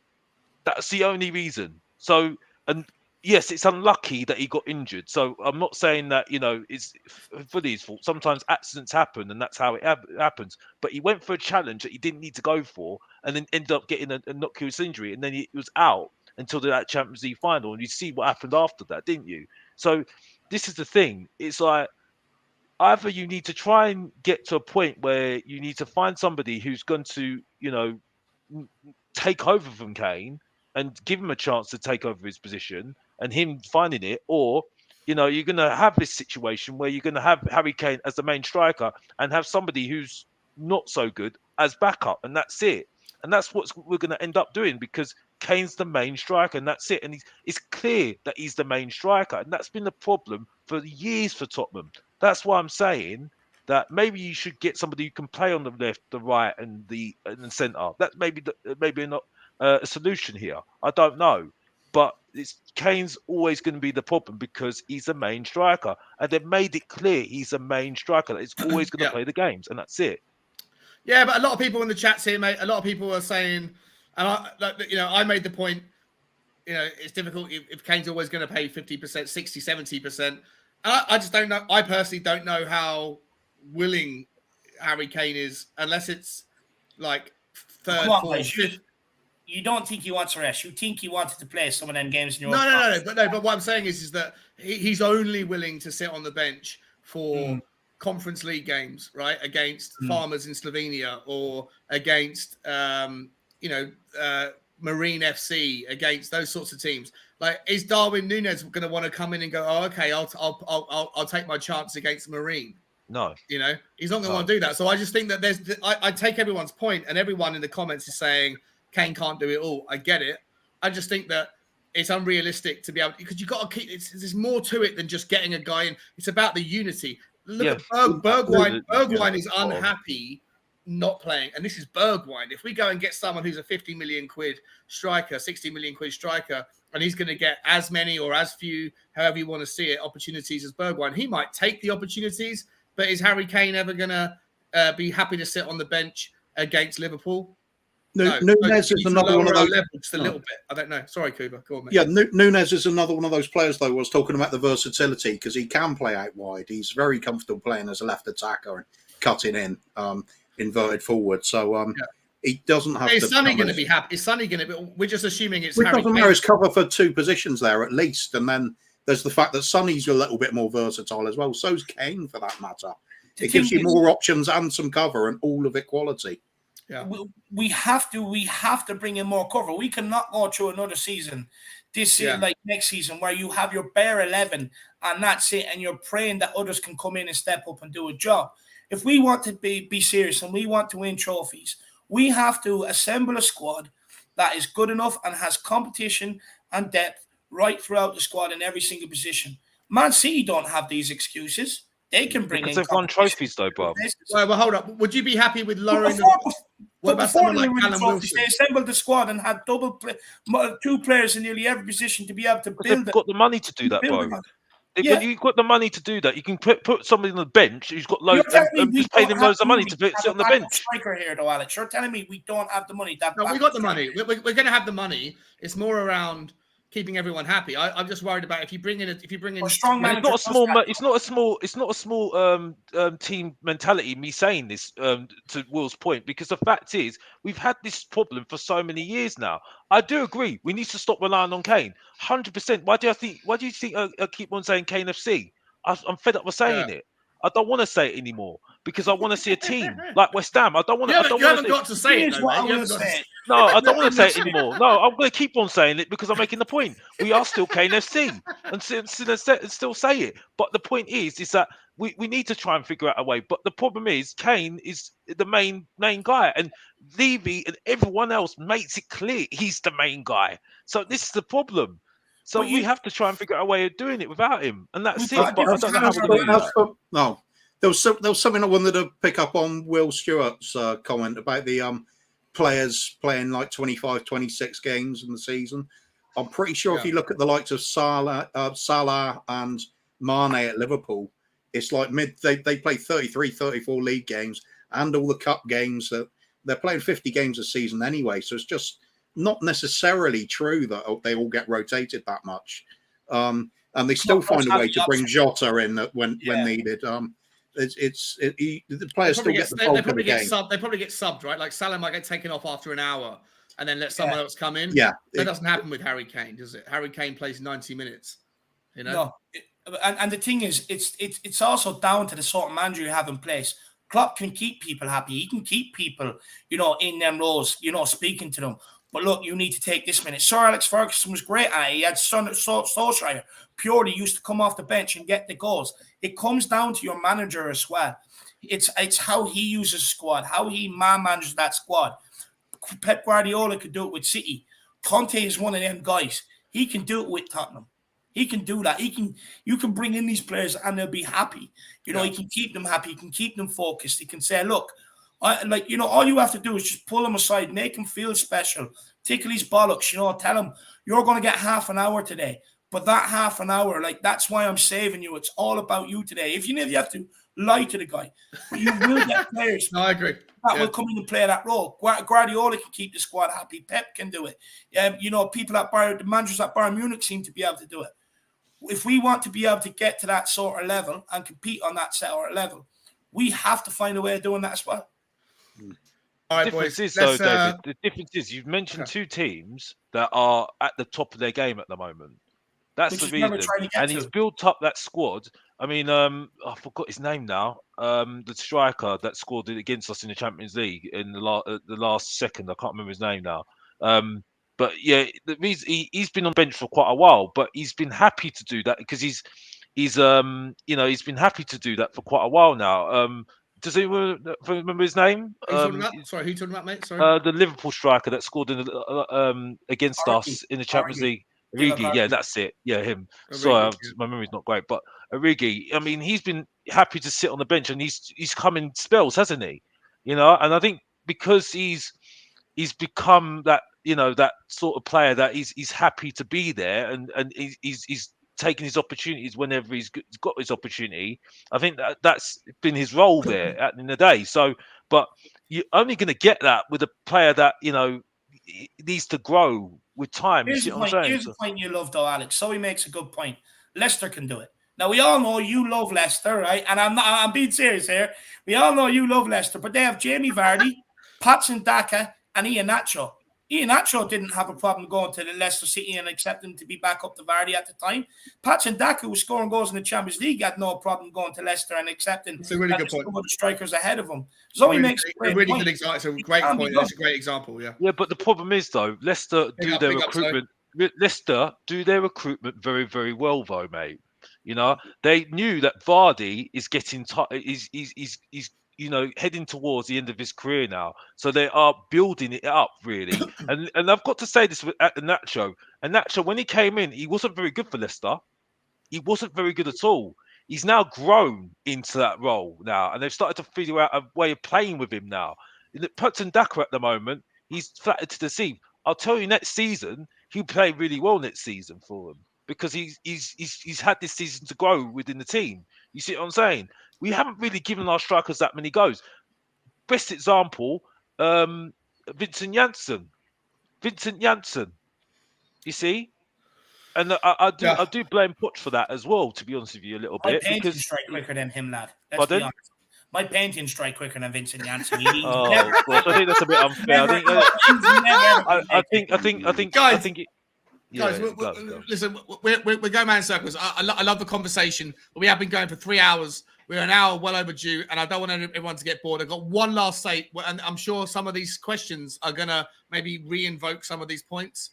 But if you guys don't mind, can we move on to the last stage of the game? The last part of the evening. And it's a game we haven't played for a while on this channel. You might remember it. It's called...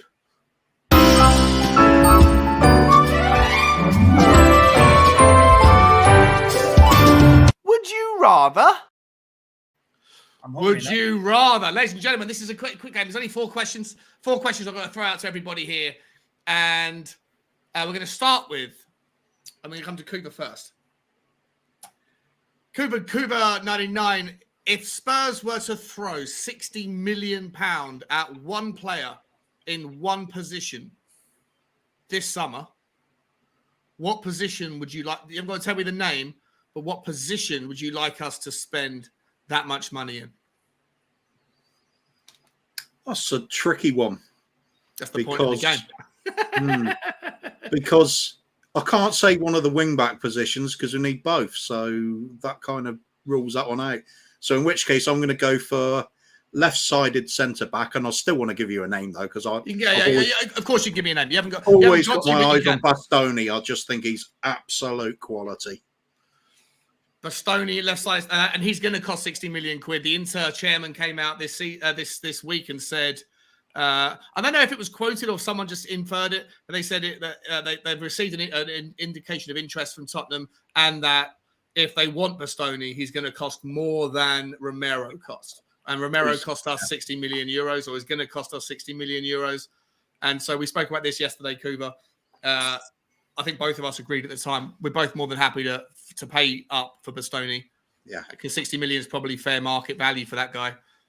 So your option is left-sided centre-back, and you've given us the option of Bastoni. Dave, what position? If we had to throw... Whatever the budget is, doesn't matter. But if you had 60 million of it, one position, one player. Centre back. Which particular centre back? I like Sven Botman. I think he's quality. Pau Torres, you could probably play him there, but you could also play him as a left-sided centre back. Bastoni, you could probably play a centre back, a left-sided centre back as well. Any of them options would be. What about that fella Bremer, or whatever his name is? I haven't really done too much looking into him. I've been busy doing a lot of other players, so I will get around to him. I'm sure Jack will kill me on that, though. But as well, centre midfield is another option. 60 million is a lot of money to throw at that sort of position. You can get a very, very good player for that. Nice. Alex? I want an attacking creative midfielder. I'm not sure what sort of attacking creative midfielder, but someone like Ericsson, not Ericsson. I'm not going to get into him because, he's doing really well. Well done to him, but no, I don't want him. The reason for all that is that I think it will enhance our play a little bit more. It will make players a little bit better if it's the right sort of player who's got the right sort of attitude as well. You could play him in different positions in the midfield, deep line sort of midfield, so it can get us going a little bit more as well. And also it stops Kane from coming deep as well for me, which I think he does too much for the team. I think he needs to focus on being a striker for the team, and that's it. So, and I think we'll play better football as well. So yeah, that for me, and also it helps us against deep line, deep teams that play deep a lot of the time as well. So I think that for me that would be the position that I think we need. I would use that money for. but I do agree with everyone else's position on other players as well. Yeah, that they've mentioned. Yeah, but for me, that would be what I want. Just quickly in the chat, a lot of people are saying centre back. People saying Bastoni.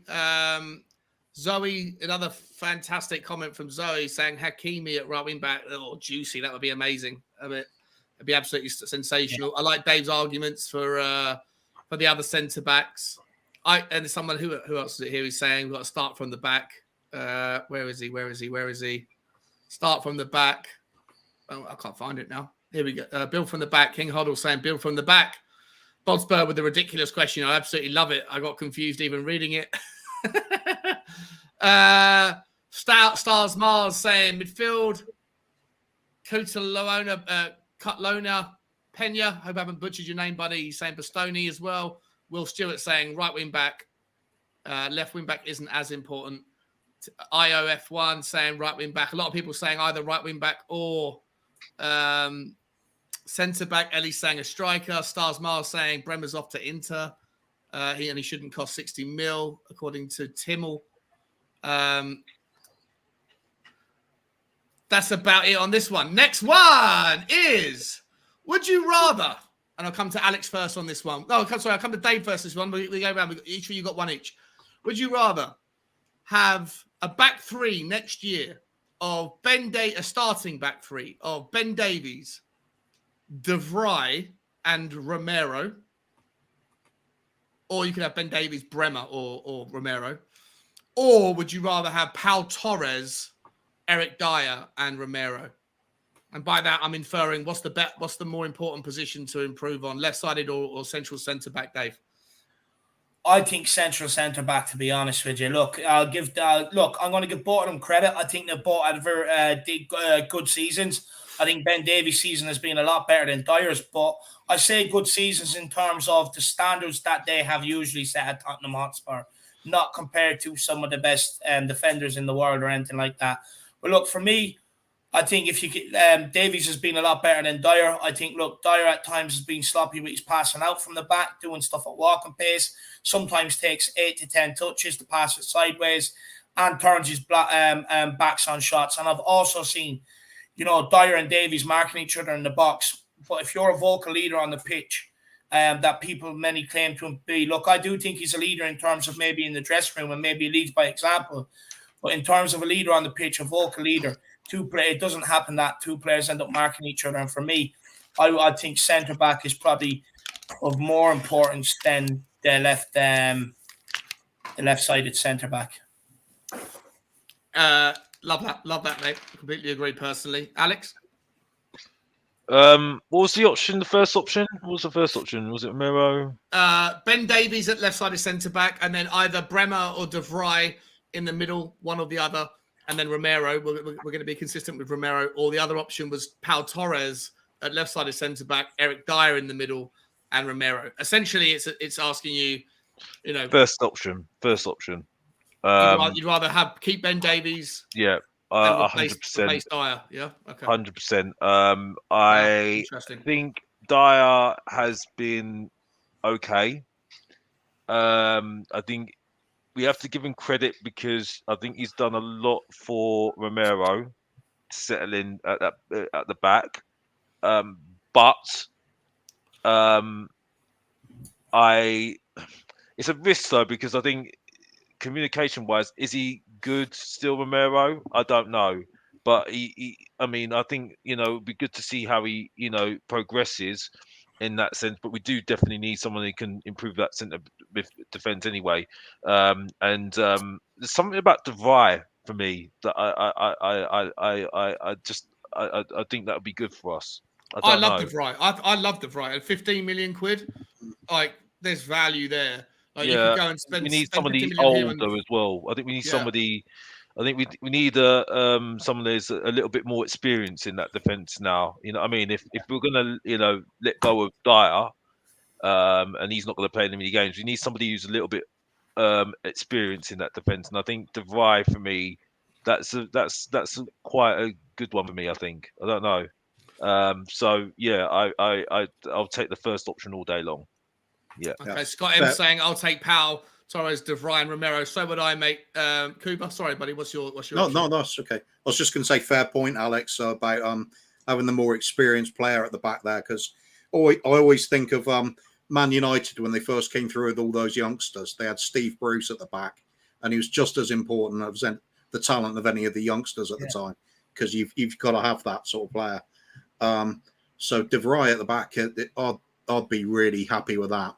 But I mean, if you're saving the money on him, then why not get a Bastoni to go alongside? 100%. Let's be greedy. 100%. No, of the choices given though, I would actually prefer to see Pau Torres, because he's just a very good footballer. It might be I favour it too much, but I'm always one for sexy football, attacking football, free flowing passing, and he fits into that more than getting another out and out stopper. I haven't really watched Bremer that much, but he's a bloody unit. He's a beast. He's a beast. His shoulders are come around his shirt. Like my shoulders start here, my arms come out here. His shoulders start there and then come back in about 3 inches. The guy's absolute beast. Yeah. Beast mode. So I mean, that's the kind of one. Perhaps that's the upgrade to Dyer, certainly for me. But yeah, De Vrij, anything. Anyway, go for the footballer. Every time, go for the footballer. All right, guys, and last one of the evening. Would you rather have Sessegnon and Emerson or Reguilon and Doherty? Oh, this is so easy. Okay, well, sorry to say the easiest for last. All right. Would you rather, if you had to keep one pairing of wingbacks, would you rather have Sessegnon and Emerson as your wingbacks, or would you rather have Reguilon and Doherty as your wingbacks next season? It's probably a shit one to finish with, to be honest. Sorry about that. Who's going first? Alex, you're first, mate. You're one first. Yeah. Sessegnon and Emerson. Well, I mean, because he gave me the choice of Emerson it would have been Doherty, to be honest with you, but because I think Sessegnon's been very good this season. I think he's unfortunate with injuries. I'll do Sessegnon and Emerson all day long. You go Sessegnon and Emerson, yeah? Yep, Sessegnon and Emerson all day long. I'm sorry, Reguilon is overrated. I'm sorry. I think Reguilon's overrated as well. I think last season he was overrated last season as well. I think he did some good crosses. I think he did a little bit of good crosses, but to be honest with you, he didn't pull up any trees, to be honest with you. I think it's because he came from Real Madrid. That's it. And he had a good season to Seville, and that's it. But to be honest with you, I don't think he's been that great. The only reason why I haven't picked that pairing because of Doherty, because he gave me those two options. But if it was me, I would do Doherty. I would do Doherty and Sessegnon. But because of the purpose of the question, it has to be Emerson and Sessegnon. I get it. Yeah, that's why I deliberately made it tricky. Yeah.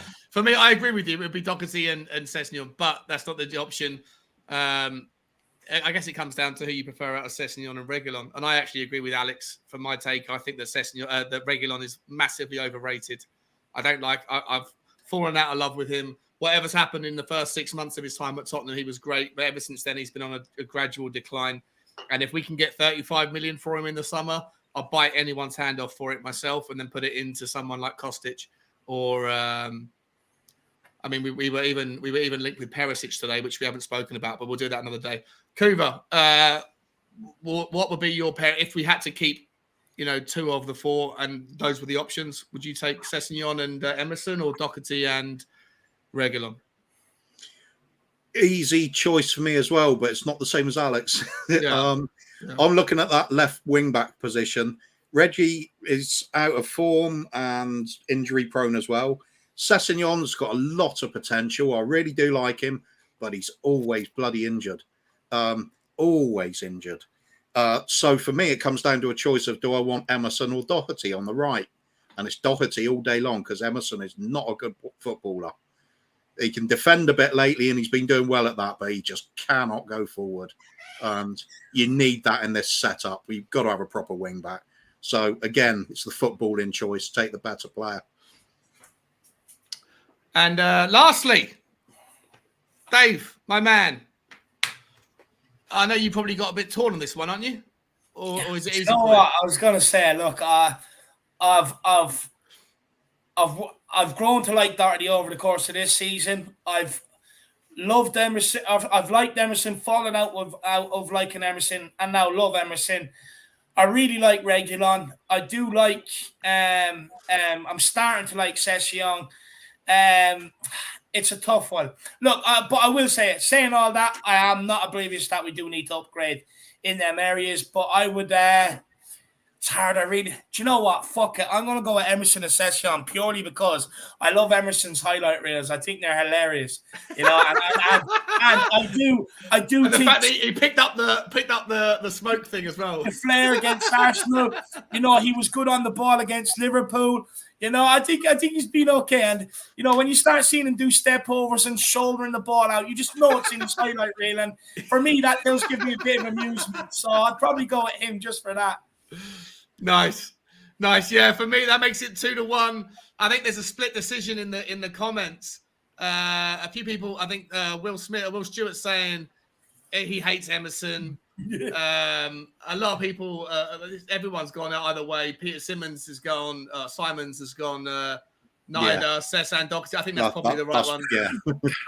That's why we have to make it clear we do need to improve those Yeah, of course. Yeah, that 100% needs 100%. To do. Like, I'm sorry, but that is just. I mean, that it was more like on the presumption that we buy one player for each side that ideally would be better. Who do we have as our second choice?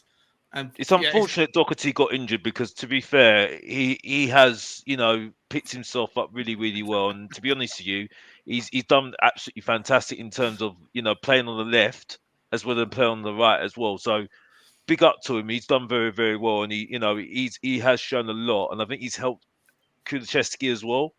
So to settle in as well, to be honest with you. So that's very, very good. But yeah, we do need to improve on that 100%. 100%, and that's it really for me.